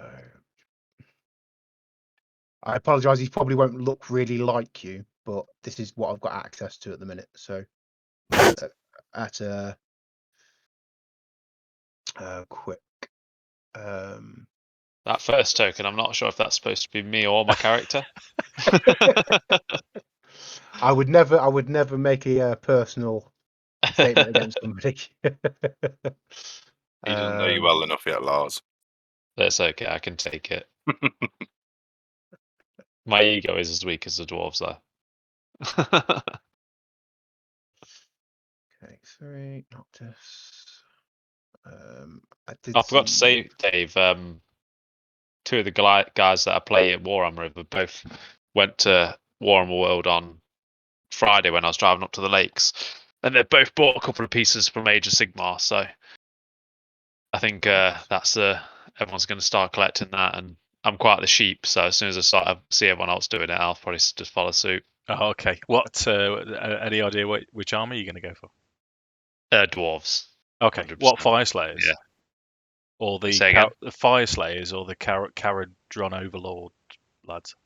Is there 3? I thought it was like 3 or. Well, the Cities of Sigmar, which is a bit of everything, but you can have dwarves in that. You get Fire Slayers, which are basically the Troll Slayers with the orange hair and the axes. And then there's the something Overlords, who are the flying lads with the bronze guns and airships. I'm not sure yet, but because I've not actually looked into it, they were there without me. But the bronze and the gunships, the guns and the gunships sound pretty cool. Yeah, they are pretty good. Yeah. What's that? Age of Sigmar.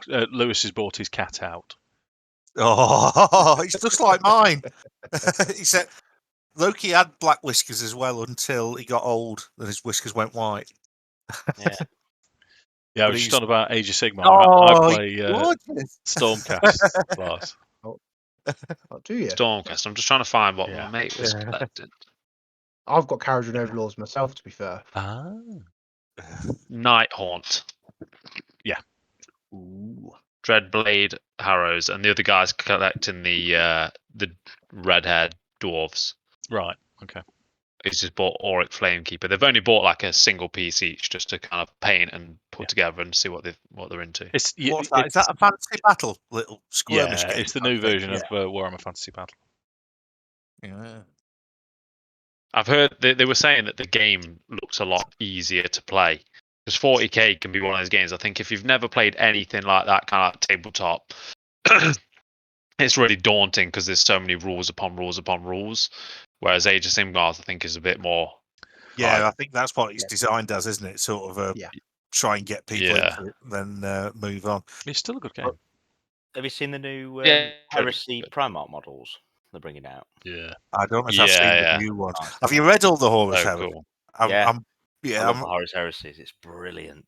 What am I on? I'm on the Silent War. It's the story I'm reading at the minute is brilliant. Actually, it's one of the early Inquisitors. She was a sister, one of the Silent Sisters, but she was disgraced and left, and Malcador chose her to be one of his first. She's got the eye on her palm. Basically, she's one of the first ever Inquisitors. She was there during the Battle of the. What was the planet that got purged? It got bio-bombed. Well, all of them. Istvan. Istvan, that's it. She was there. Yeah. Yeah, it did. I suffer with depression. It was really for 12 books because the goodie always got killed at the end every time. I mean, there's one where not only does the goodie die at the end, he's tortured to death by being skinned alive slowly by the Night Lords, and it's just like that's quite depressing.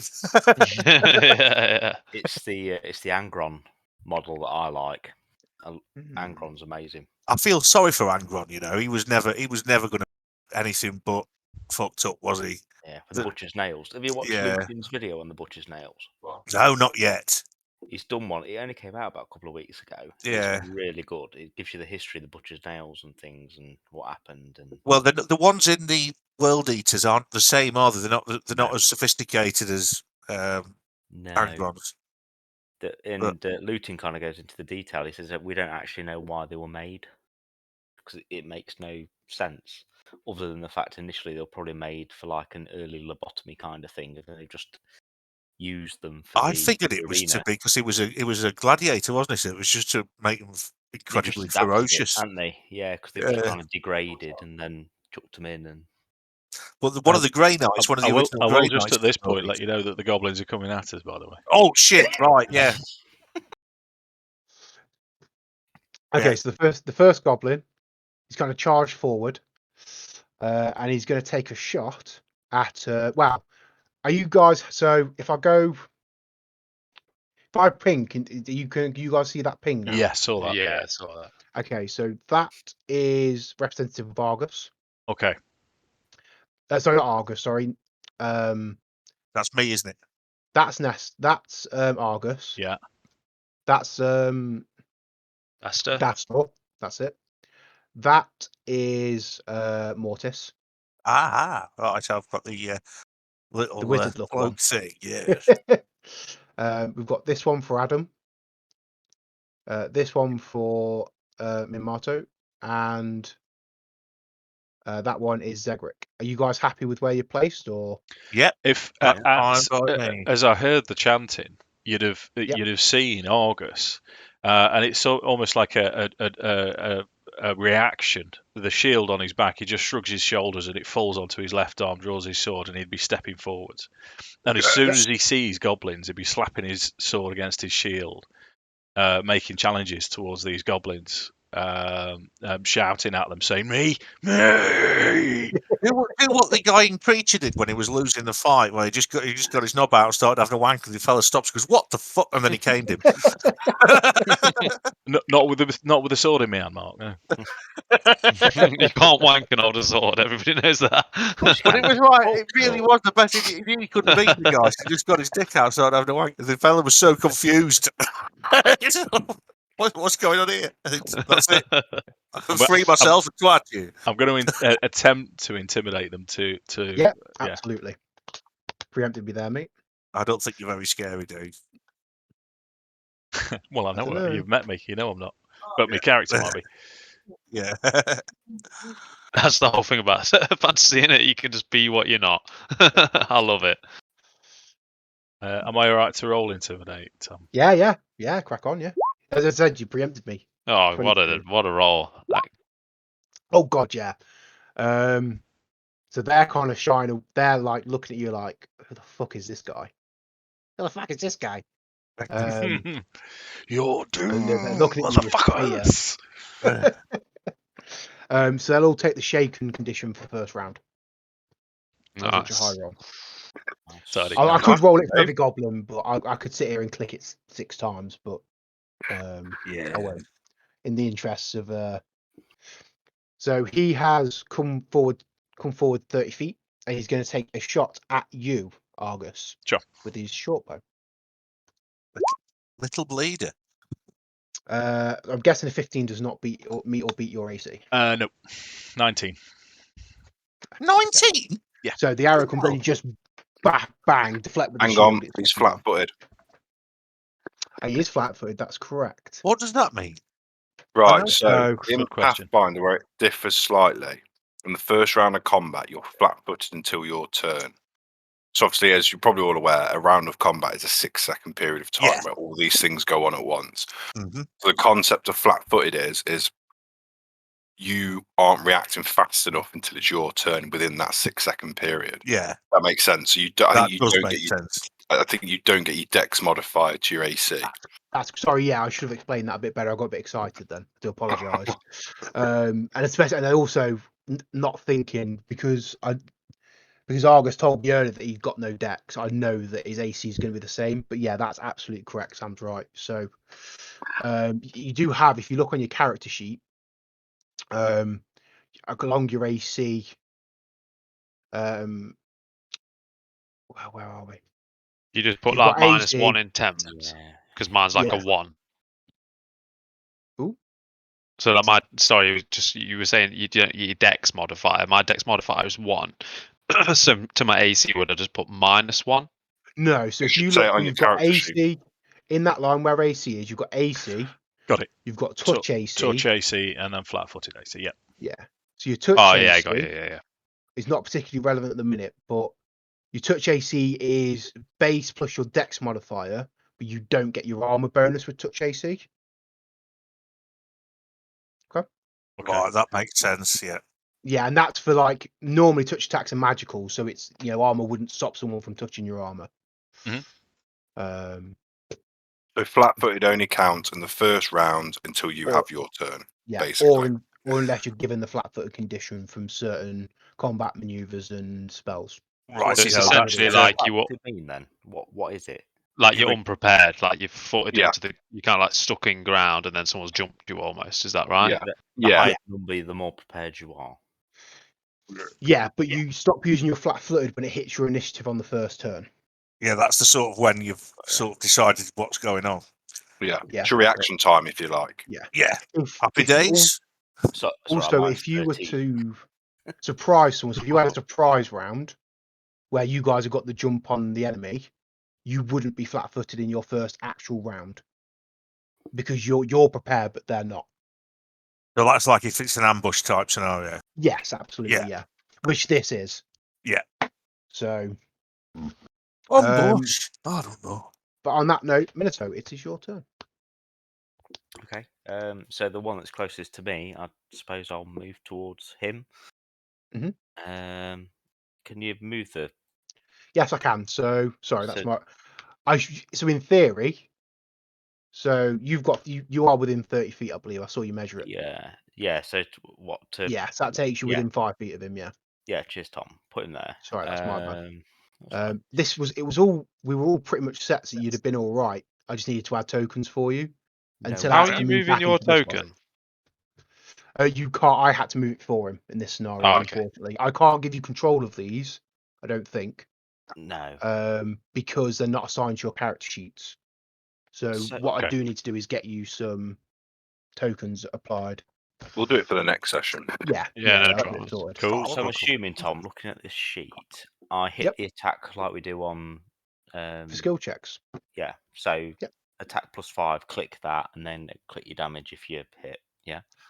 Yeah, I believe it should also roll your damage, but if you click it, it hasn't. Okay. If you roll the weapon, it does both, or you can just roll the plus. Yes. Yeah. Sorry, I've got an NPC, which doesn't give me the option to roll it without the weapon. Right. Okay. So what I've got in front of me is slightly different, but yeah. So I've hit. That's my normal attack. Yeah. Unfortunately, however, that is a miss, as these guys are not flat-footed. No worries. So he kind of deflects it off with his little like dog slice and knife thing. Arse biscuits. So goblin number 2. It's going to move. How did you do the measuring? So if you look on, there's like a tools live, like a cursor box. on the left-hand side of your screen. Yeah. 5 down, you've got like a little ruler. If you press where you want it to start and then drag and hold, you can measure. Yeah, you can as well. Yeah. That's cool. Yeah, everyone's at it now. Look, you got measurements everywhere. And how do you ping? Click and hold. So click and hold. It'll ping. Douche. I'm pink. Pink. I think you can go in your settings and change colour. That's I happening. believe. I don't seem to be able to do it. Dave's acting like he didn't pick pink already. That's staying. I don't seem to be able to do that. That's really The irritating. ruler or ping? Oh, I mean, I might be in the wrong thing. No, I can. I think you might be black somehow. I think you might have pulled black. Yes. Solid colour. Isn't it good when it all works out? Yeah.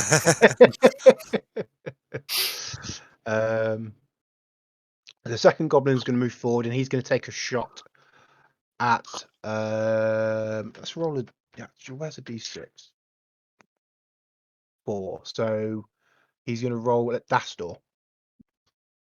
Okay. Bit mean. I thought so. Racist. But you have a racist in our midst. So is your flatted? What's your flat-footed AC, mate? 16. So that again, that just Damn. ping straight off your shield, mate. What fucking armor have you got? I've got mail. Oh, fair enough. Yeah, mail. I've got nothing and nothing. Ask for the win there, Mark. Yeah. I had some nothing as well, but I lost it. Came in naked. Just wearing a leaf. Yeah, so I can go for the masturbation escape plan, just in case. Edward Scissorhands for claws. No, there'll be no masturbation for Edward Scissorhands. That'd be disasters. You'd have to find a tree with a, relevant size and height hole. Well, Mark, with how quickly you went onto that, it sounds like you've thought about that before. So move away. How did Edward Scissorhands? I'm sure that's come up in some sort of cane conversation at the point. What would Scissorhands do if you needed? Yeah, I've talked about some random. I think that's why Edward Scissorhands is so upset in the movies, because he's in that house with him set on his own for so long with scissors for hands. What else do you do? Tom, just ask a question. So, because Dastor is a real bad racist to orcs and goblins, he's got hatred. Yep, that's correct. So when it comes to my attacks, do I just get +1 on my attacks to these guys? It's hitting damage, isn't it? That's right. Is that correct? Let me have a quick look. Should say in the description. It just says hatred, racial type. Dwarves gain +1 racial bonus attack rolls against humanoid creatures or orcs and goblin subtypes because of their special training against the hatred foes. Yeah, so if you go to your character sheet now, and you scroll down to your weapon and attacks, at the very bottom of that box, you'll see temp attack. Just stick a 1 in there, mate, and it should do it for you. Oh, I got you. Cool. Yeah, because these are goblins, and it doesn't take a genius to work out the goblins are goblinoid. Yeah. I'll need to check. Someone got the rules? 'Cause I don't know. Player's guide to hand. So goblin number 3 is going to take a shot at. He's going to take a shot at Minato, but he takes a penalty for shooting into combat, which is a -4. Just in case anyone. All range. Anyone that does anything ranged into 2 people that are 5 foot together fighting, you take a -4. The principle is you don't want to hit the guy on your side. Yeah, that makes sense. It's harder to hit the enemy. You rolled a 14. Does that meet or beat your AC? You are not flat-footed though, and you're muted, mate. No. Lou, you demuted, mate. Mute. He knows. He's just really good at sign language. I was eating. So that arrow just misses you completely. Just. 9 lives.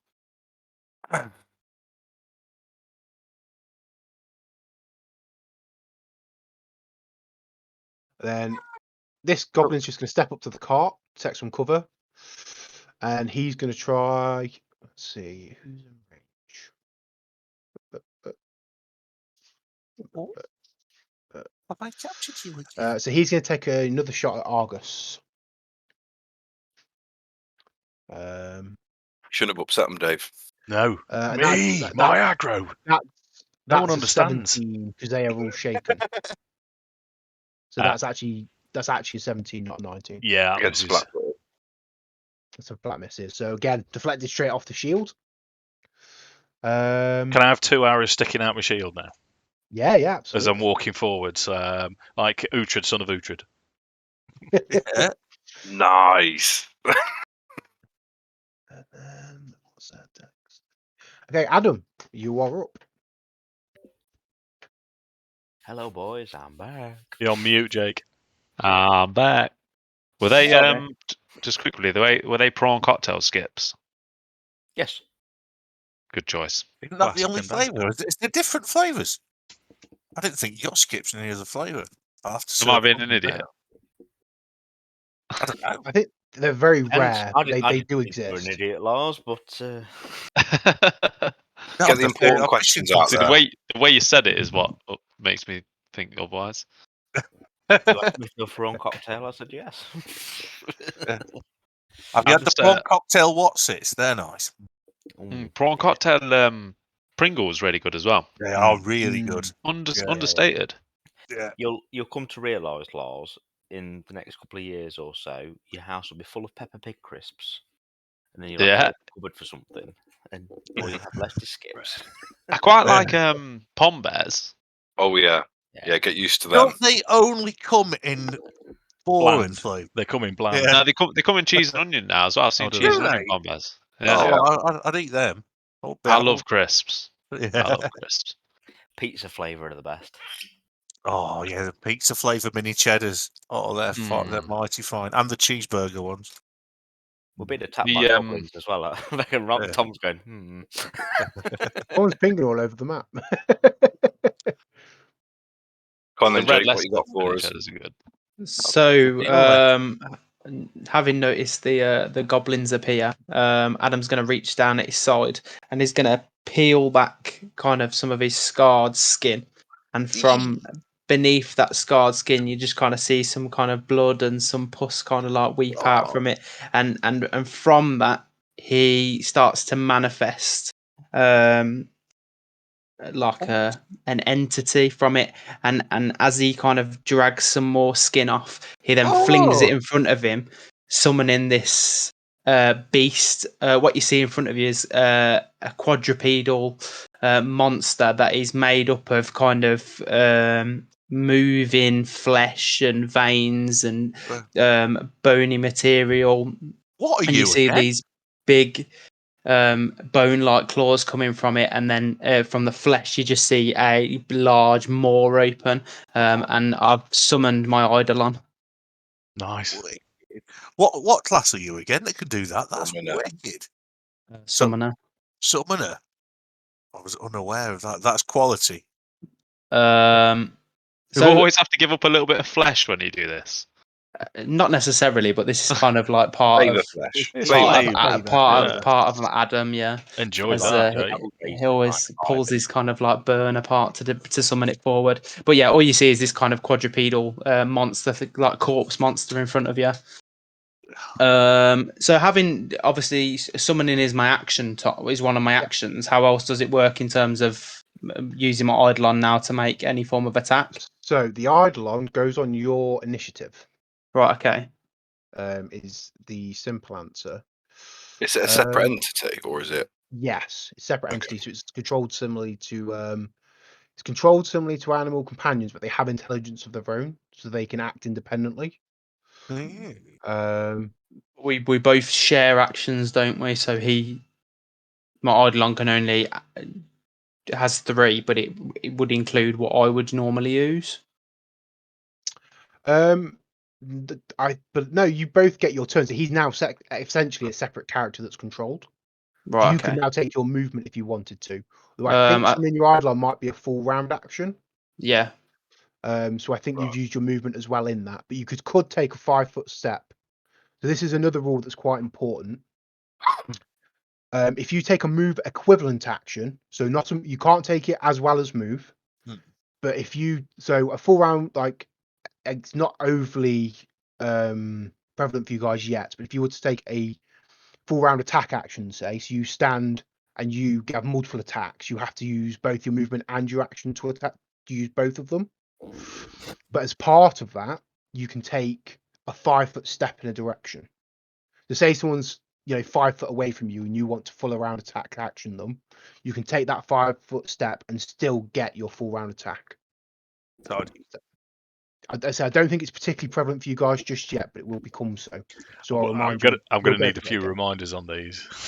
Yeah, it's a bit different, and I'm aware. So if you move, you get your full speed, but if you attack and you're kind of like jumping around the back of an enemy to attack them, kind of thing, you get your attack and a 5 movement speed. Yeah, but so as you guys are now, you only get 1 attack anyway, so you still get your full 30 feet of movement. Yeah. But if you add multiple attacks, it becomes more prevalent later, but it is prevalent for Lars with the full round action for his summon. And it's also more relevant to ranged characters. Yeah. Because obviously they can do a full round attack, so they can make multiple shots and then just take a 5-foot step to the side or do a 5-foot step first. Yeah. Around a corner, that kind of shit. Yeah. Absolutely, yeah. Like the sound of that. That sounds all right. So I'm probably not going to do any movement. I'm just going to leave it down to my Eidolon, but my Eidolon hopefully is going to have kind of manifested in front of the party, so it's going to have manifested kind of as far forward as I can get it. Okay, what is the range on that? Interesting question. Bear with me 2 seconds. Quick burst, folks. I shall be very good. Summoner.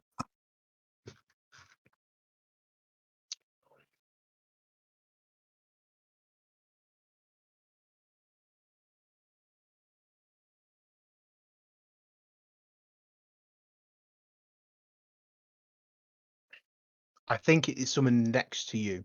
Oh right, okay, yeah, that's cool. But he does now get a full his full action. Okay.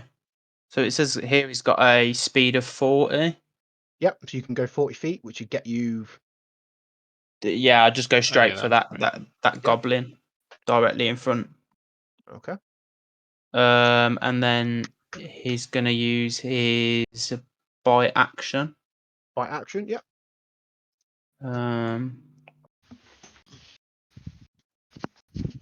Sorry, I'm just going to for a burst. I'll be right back. Yeah, I'm saying. So his bite is.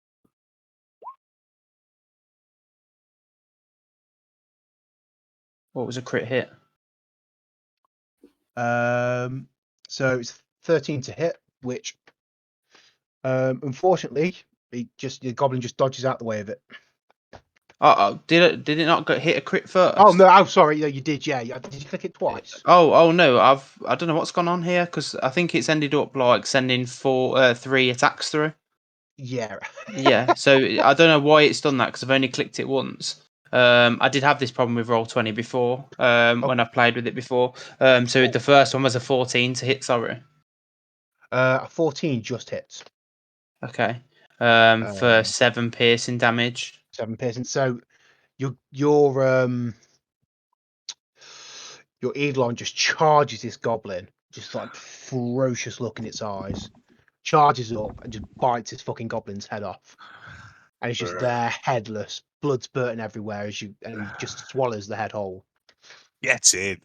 Can it make another attack, or is that no? So so because you've moved, because you've got natural weapons, so this applies to your Eidolon. Because you've moved, you can only make the 1 attack.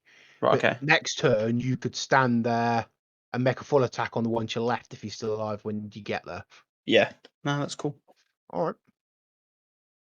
And that's one goblin down. Hooray. And then Dastor, it is your turn. I'm listening. Who's there? I was just having a wee. Right, with just as a quick question about playing cleric, just so I can kind of get my bearings. Should I be going for? I was just looking at my spells.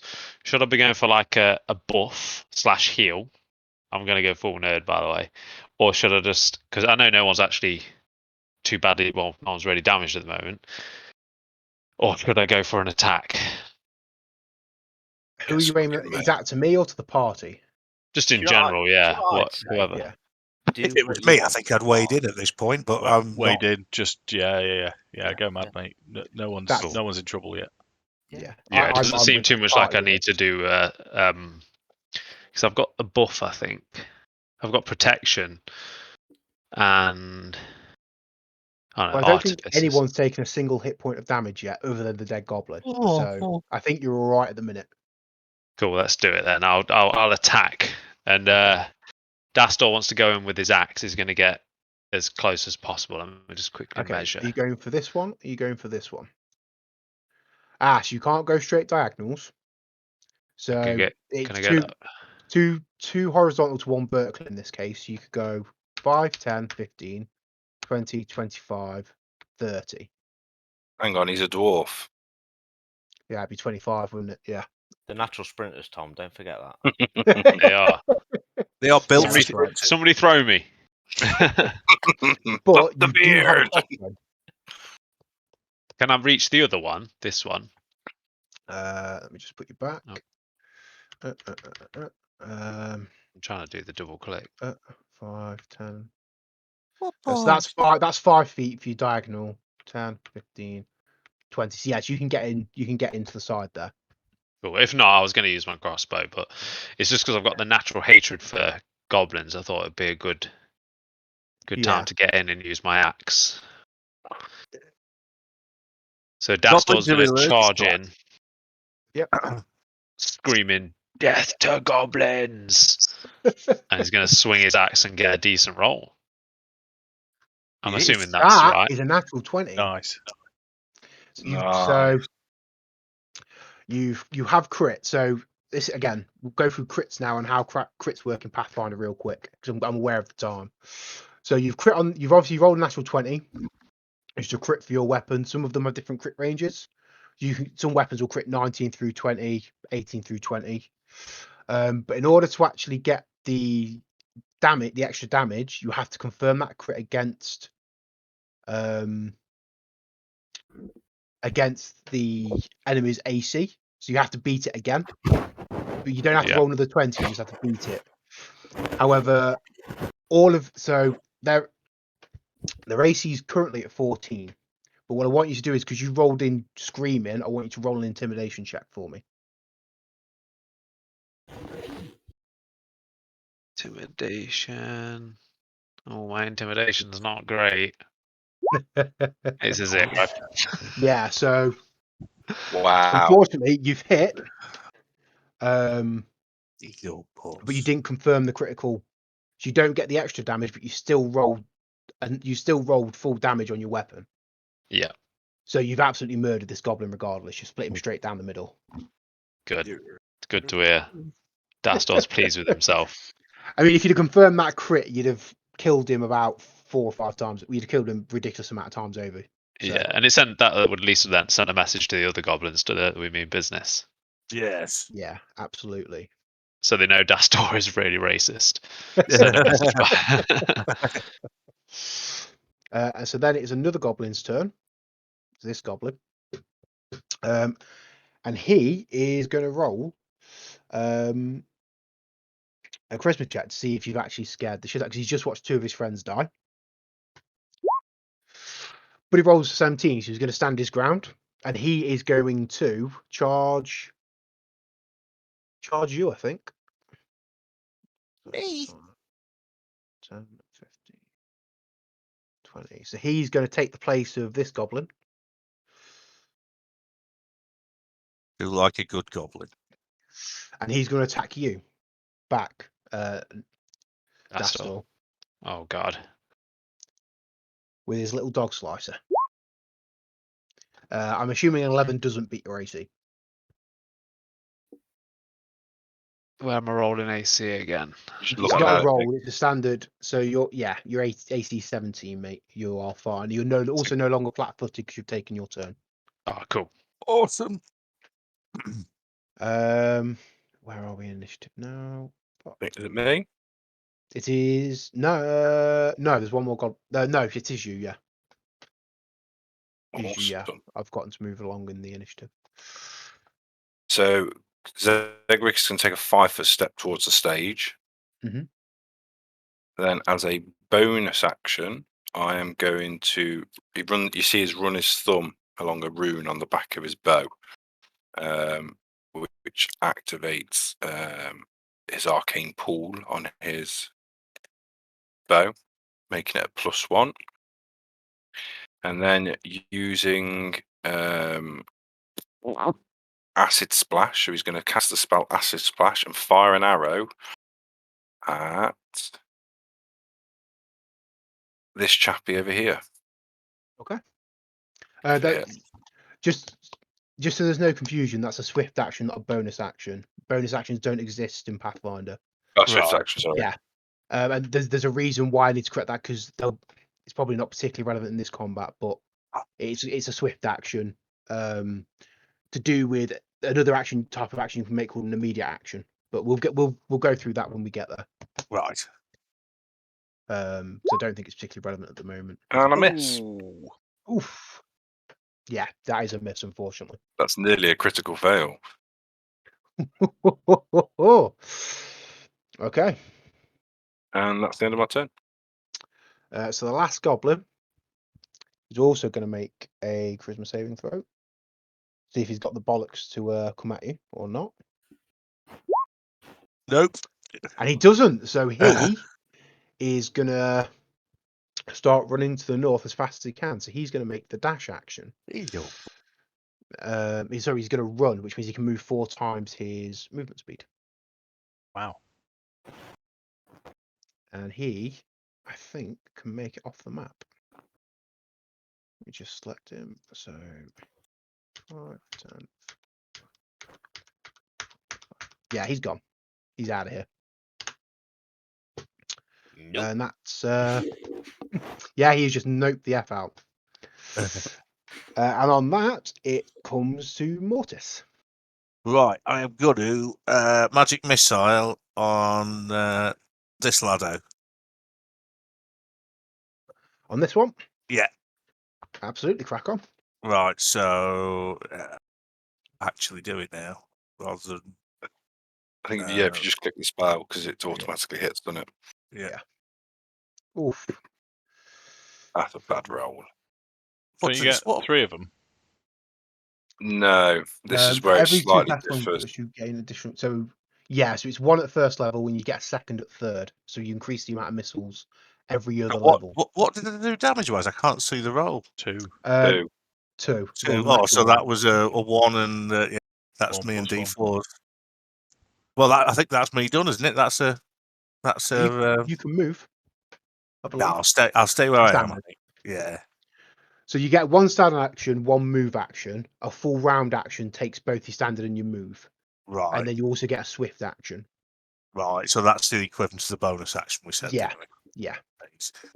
Can I still use shield in response to being hit like you can in Yes. Pathfinder? Right. So that's a swift action.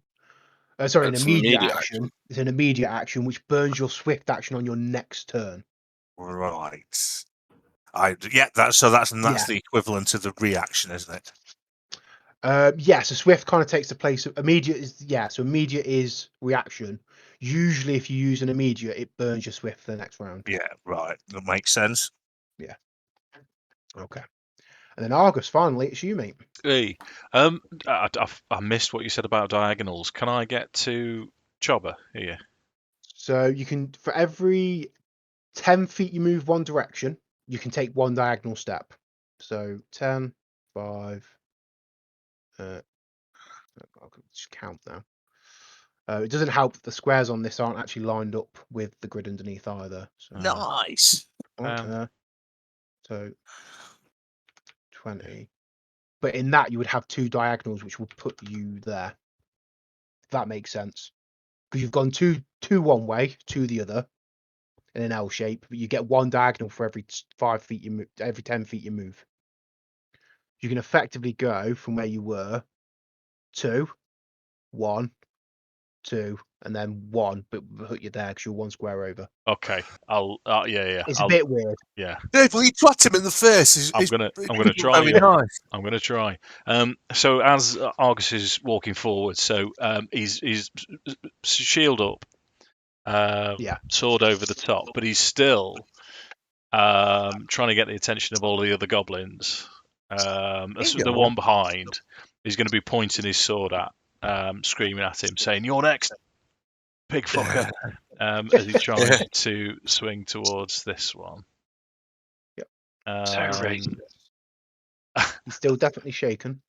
Let's see. Yeah, just a normal attack. So if I click longsword, it'll do attack and damage, won't it? That's right. Yeah. Oh! 11. That's gonna kill the shit out. I actually rolled damage on a D8 equal to my attack roll. And unfortunately, that is a miss. Yeah. Missed on max damage. Oh. And then we're back up to the top of the round. So he's dead. So Minato, it's your turn. How do reactions work, Tom? So if I was to move now, would I get hit by this fella here? So if you were to move out of his range, which is 5 feet, yes, but that's not a reaction. You just get one attack of opportunity unless you have a feat to give you more. Everyone gets one. Okay. But it's also worth mentioning, with the position you and Lars are in, Pathfinder has a flanking rule. Yes. So if you can draw a straight line from your character to another character on your team through your enemy, you get a +2 bonus, flanking bonus. Right. What do you mean, like this? And you can flank with the Eidolon. Yeah, but you would need to be the other side of the creature. So if you were here, yeah. So can we flank there? What's up, Cat? What are you looking You need at? to be able to I'm draw just a going straight line checking through food. it. So you need to be where that green arrow is. The enemy would have to be up like there somewhere to then go like across. Yes, that's right. I mean, again, this isn't going to be perfect, so I'll make a judgment call if it looks like it would.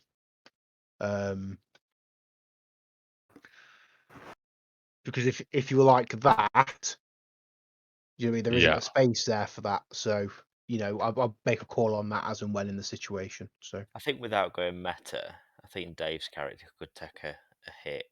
So he's a big boy, isn't he? Yeah. Bring it. So I'd probably go for this guy that's right in front of me, to be honest. Yep. So do you want to take a 5 foot step to flank? Yeah. Would that invoke a response? No. Though?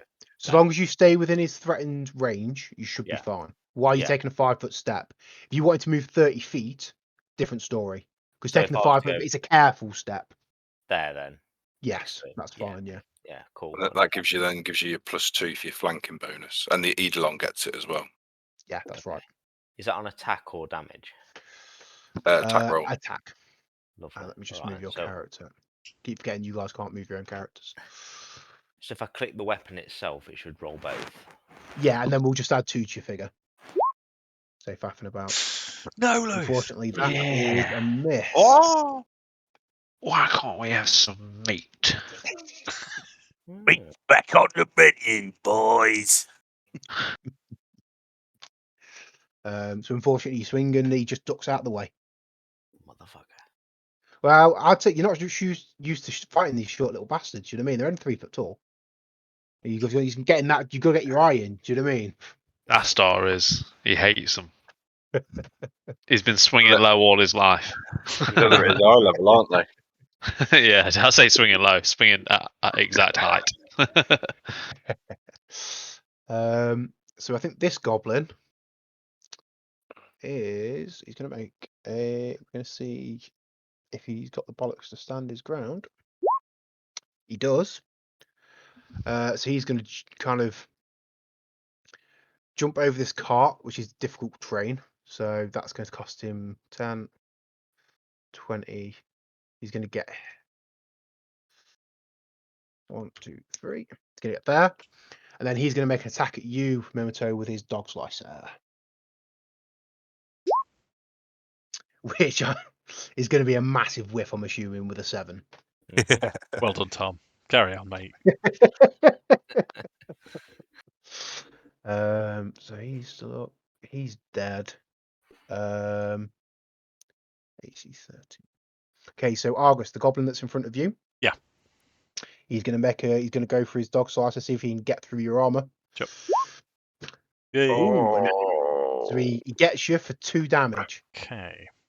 Natural 1 on the damage. So maximum. Am I just putting it on temporary or what's best thing to do? Oh, current. I see. Yeah, I see. yeah, So that's 12. Yeah, got it. If you had your own token, it would automatically drop your current into the red box. But yeah, To be sorted. Yeah. On that one. Yeah, we'll sort it. Wonky trousers. And then,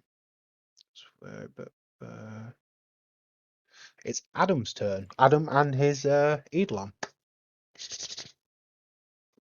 Head bitey thing. Mute, Jake. You mute, mate. Adam's really not bothered about doing much. He's going to leave it down to his Eidolon, really. He's going to just kind of stand there and focus on what his Eidolon's doing. So you can now make a full round attack action, should you so choose. Is that because is there one in close? Is that one still alive in the middle of us? Yeah. So there's someone basically stood on his mate's dead body. Oh right, okay. And you get your +2 to attack rolls. That's right. Yeah. You class as flanking. That makes me happy. What a flanker. So he's going to go with a claw attack first. Okay. Also, yeah. Has it only done one? Nice. It's only done 1. Yeah, that's right. So Um, he's dead. 21, You just rip his fucking head off. Jake, Right. do You you have can like make a thing your on other your- attacks if you want to. If that makes you feel better, you make your attacks. Do you have like another character sheet then for your summons? yeah, I've only got one. I can summon monsters and I can summon just this. Yeah. This one That's one thing. Can it move? Can the Eidolon move into the other? Yeah, you could move now because you've made 1 attack. You can stop the full round attack and take your movement if you want to, but you can't then attack again Oh right, okay. because that's actually the equivalent of a standard. Yeah. He's just gonna take a big swipe and just claw the goblin's head straight off then. Yeah. And then he's probably just gonna do nothing else. Okay. Another goblin falls. He got down. Because the one that was gonna run away has come back, hasn't it? No, he's hooked No, it. it's hooked it off the map. Oh right, Hooked it okay. off the map, mate. So Zegric, it's your turn, mate. As the goblin was about to go, you've just killed. Oh no! Everyone's in combat. It'll probably take a 5-foot step forward, so he's moving a lot up north along the stand, and probably shoot the one that Argus is in combat with. Fucking -4. This one at -4, yeah. Yeah. With the acid splash, I think it still holds from the last. Holds, yeah. It does hold, yeah. That's correct. I'm clicking on the wrong thing here.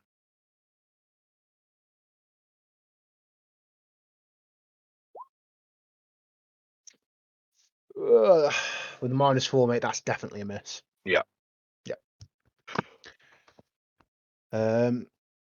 Did you want to do anything else? Do you want to move or? No, I'll hold my ground because I am not getting in the fight because I'll die. Argus has just been Zegric, has been an absolute master archer at the moment. I played a ranger once in a D&D campaign, never missed a shot. Either crit or really good hit, and I don't know what's going on. In Son of Citadel, my Lazarus first arrow shot was straight between the eyes. Thanks, mate. Thanks for that. So, Mortis, that brings it to your turn, my friend. Right then. How many first level spells have I got? I assume which one? I assume I've cast it. Have a quick look. I think so, but you've got your cantrips, I think. So, the one that's fighting Dave, I'm gonna have to take a -4, aren't I? So it's not No, likely you to have hit. two. You've got another first level spell. Oh, have Gonna I? In say, that case, yeah, I'm you've got one gonna. more. I'll burn another magic missile on the one that Dave's fighting then, because I can't hit him with the magic missile. Right, let me find that again. Which one did you hit? Was this the one that you hit before? Same one, yeah. Did That took 2 two. damage. Yeah. So magic missile. Another 2 2. damage. Yes. See, native again. He takes the hit in the shoulder, but Yeah. he's just about still standing. I'm afraid. And that'll be me done. I'll stay where I am. I'll stay out of the immediate vicinity of badness. Excellent. And that makes it your turn, Argus. Same again. Longsword. Fucking hell. Oh, no, swing and a miss. Yeah. Rips over his sword. Can I sort of sidle round to there ever so slightly, keeping Yeah, him absolutely. without provoking anything? Just. Yep. Yeah. That careful 5-foot step. Got to use it if you can. Cool. Done. Oh, that beats me. So that makes it this goblin's turn. And let's see if he stands his ground. Just about. He's going to make an attack with his dog slicer, which misses. And that's going to be his turn. So, Minato, it's your turn, mate. I'll have a go at the gun that's just had a go at me.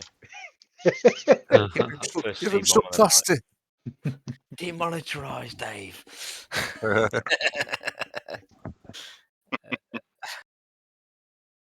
am I? I'm going to miss, I'm afraid. Jesus Christ. Come on, Jake. We're all relying on you, dude. Jake's carrying the whole party. And speaking of, it's Adam's turn once again. So Addam will cast because it's only a cantrip. I'll use guidance on August again, just to make sure he can. You have to touch me. Yeah, Oh, what's the bloody range hell. on that, mate? Yeah. Yeah, it's touch. Can I could I still move and then oh, it's going to put me You in could, but danger zone. because of the way movement works in Pathfinder, 15. You probably haven't got enough. Yeah, you're not going to quite get there. You get to either here, or kind of here. Let me just have a look. Got one other thing, just see if it works. To be fair, it's probably quite pointless and just a waste of a spell slot. I'm just gonna do nothing and let my Eidolon finish off what he needs to do. Mm-hmm. So I'm gonna let my Eidolon go in and attack the nearest goblin to him, so the one that's attacking. The one by the cart, isn't it? That's going to get chewed. Yeah, our little 15. Khajiit friend. So you should have enough movement to get flanking again. You got 40 feet with your Eidolon. Oh yeah. So you can get there, which gives you a +2 to hit as well on your attack. Okay. Sure. So he's going to go for another claw attack to see if he can get it to bleed. Yep, going with the bleed one. Excellent. So do I have to apply the bleed? How does it work with bleed? Because do I just make the claw attack and then it will automatically apply bleed? Yeah, and then bleed. He'll bleed every round that same amount that you've rolled. Yeah. Until he takes magical healing. Right. Okay. So I'm going to hit him for let's a claw. be fair, isn't going to happen. So we're going to miss, I'm afraid. Oh man. Welcome. I also think you might have rolled the wrong Jake. claw. Oh, I have rolled the wrong claw. Well, it's all right. It's fine. We'd have only corrected the damage in that case anyway, so it's fine. Don't worry about it. Okay. And then that brings it down to Dastor's turn. Come on, son. Give me some pasty. Dastor's going to go. He was just looking at his lot. He pulled his crossbow out to just have a quick look at it. Then he's just slotted it straight back in. Yeah. And he's going to go in with the axe again. He's within range. Straight for that one. You can get to both. You can either back up Argus. You've got enough to get in attack range, or you can go and go. No disrespect to Zegric, but I'm going to go back Argus up because Zegric's fired 2 10, arrows have done 15, nothing 20. at the moment. This is like why I say like Pathfinders that is like an increase in difficulty level because that -4 is massive for ranged characters until I get my next feat where I can cancel it out. It's Yeah. Pathfinder's like turning the difficulty level up on 5e. You are all So, Greg, you rolling. don't have to prove anything to Dastor. He's a judgy guy. He's already judged. And I'm rolling like shit. Yeah, and also I get 1 more on my attack with an axe than I do with the crossbow. Because of the racial hatred thing, do I get the +1 still for this fight, did you say? Yes, every enemy in this fight you get. Did we add it to your character sheet, mate? Yeah, I put it at temp 1 on, yeah. Yeah, that should be all good. Doesn't matter, though. Critical fail. After I was giving Zegric all of that. That'll teach you. So I think as you take your swing, you swing down, but the goblin just kind of darts out the way, and you hit the your axe head against the floor, which vibrates up your arm and makes you drop your axe. Oh no!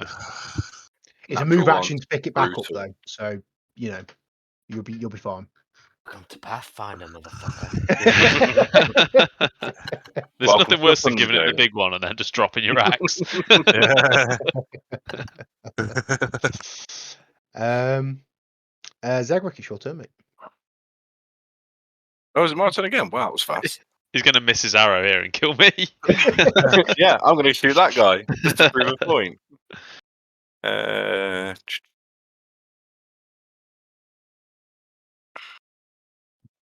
That'll teach him for thinking he's a piece of sponge.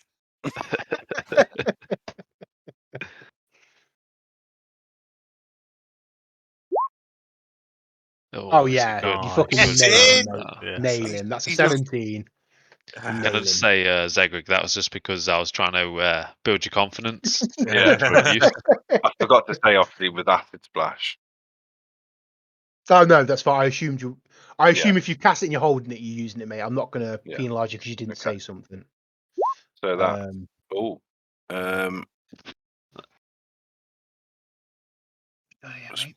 don't know why it's done multiple there. So it's 4 points of damage. Where did the 19 piercing from? I don't know. It's not right. But it's the 4, won't it? Yeah. 2 + 2. Oh, it rolls it. It rolls it in case you've crit. It always rolls it for the crit number. I think. 1d3. Yeah. 3 points of acid damage. Yeah. So you nail him straight between the eyes, and his head just starts to melt. Nice. That's how Zegric rolls.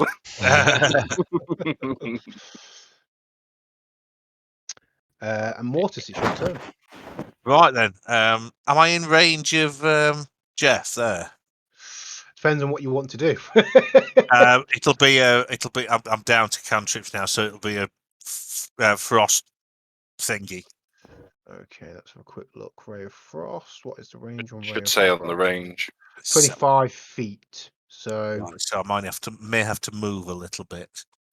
Yes. But you've got 30 feet. You're human, so yeah. Just move us in, so I'm still a fair distance away from him. But yeah, in fact, I'm 25 feet away from him as maximum range.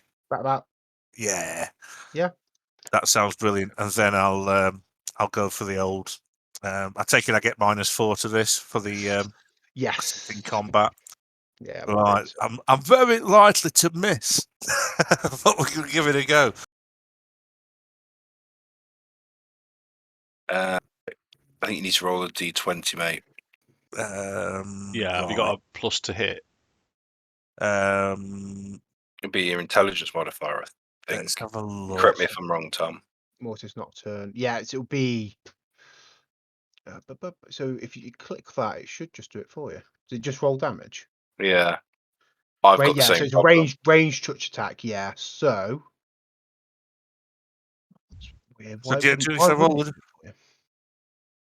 So it'd be a d20 plus your ability modifier, which is +4.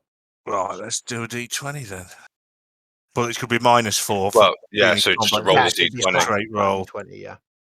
D20. Roll. Actual one. Oh, No. So I think the I spell don't backfires, hit it. Yeah, I don't and I hit. think you take that cold damage. You take So that cold that's damage. 1 point of. Is it no 2 Two. points of cold damage? Sorry, folks. I'm being an absolute in the foot. absolute hamster in a rolly ball. There's no need for it. And then Argus, it's your turn, mate. Is there any chance I can get into a flanking position? I'm assuming I can't because I'm not directly opposite. No. Okay, right. But no, it doesn't. No. Yep. The Yeah, only, no, it does specify actually. Sorry. Yeah. Okay. I'll yeah, that'll do, Tom. I mean, you could make an argument, couldn't you, that he is flanked and therefore you get the bonus, but I'm pretty sure they're all specified. Rule that you states, don't. yeah. Yeah, that's fine. Right, longsword. Oh, fuck. And you take the swing, and the same thing happens. He ducks out of the way, hits longsword, hits the floor, and it just straight out your hand, mate. We are the shittest at rolling tonight. We are all level 1 though, so let's just give Yeah. ourselves that. We did really, really well in the games. When it actually mattered, we've done dog Yeah. shit. 5 gold, 1 silver, and 5 copper. Can't hit a goblin. Yeah. Just the way it goes sometimes, I'm afraid. Yeah. We are the party that can't. At this point, Minato is just literally robbing us all blind. We don't know it though. Right, so I'm going to roll this guy in front of you. So it's Goblin's turn. So first of all, he's not going to roll to see if he can run away, because if he knows if he tries to run away, he's dead anyway. So he's got to stand his ground. But he's going to roll a d3.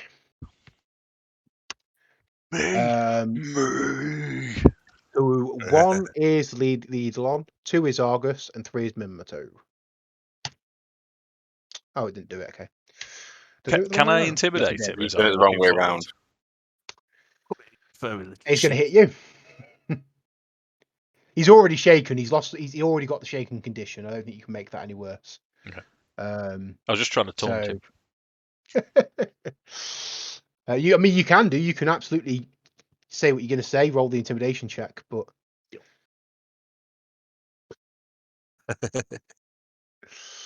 But this is coming for you anyway. Yeah. And that's 15, not 17. He's got. Can I flag that? I can't flag the goblin off because I'm holding a sword and shield. Wow, you've got a hand free at the minute because your sword's on the floor. Very true. You dropped your weapon as well. I did. Oh, sorry, Minato, you should have gone before this goblin. I do apologise. I've jumped the gun. That's all right. I'm on eBay looking at Horus Heresy stuff. Don't do it, Lewis. It's how you become poor very quickly. Well, I'll just have an attack, shall I? Come on, mate. Come on, Lou. Nope, swing and a miss. Are any of us carrying a weapon at this point? Well, Minato's armed, and you can't really disarm the Eidolon unless you're going to actually cut its arms off and its face. So, Addam, it is your turn. Adam's going to do diddly squat. So he's going to allow his Eidolon to finish the job. Because can I make 3 attacks now? Yeah, full round attack action, my friend. Holy shit! So he's going to go. Eidolons, they start very powerful at level 1, but as you guys level up, it will fall behind you in power. Gotcha. Okay. It does balance out. Right. So that 14 hits.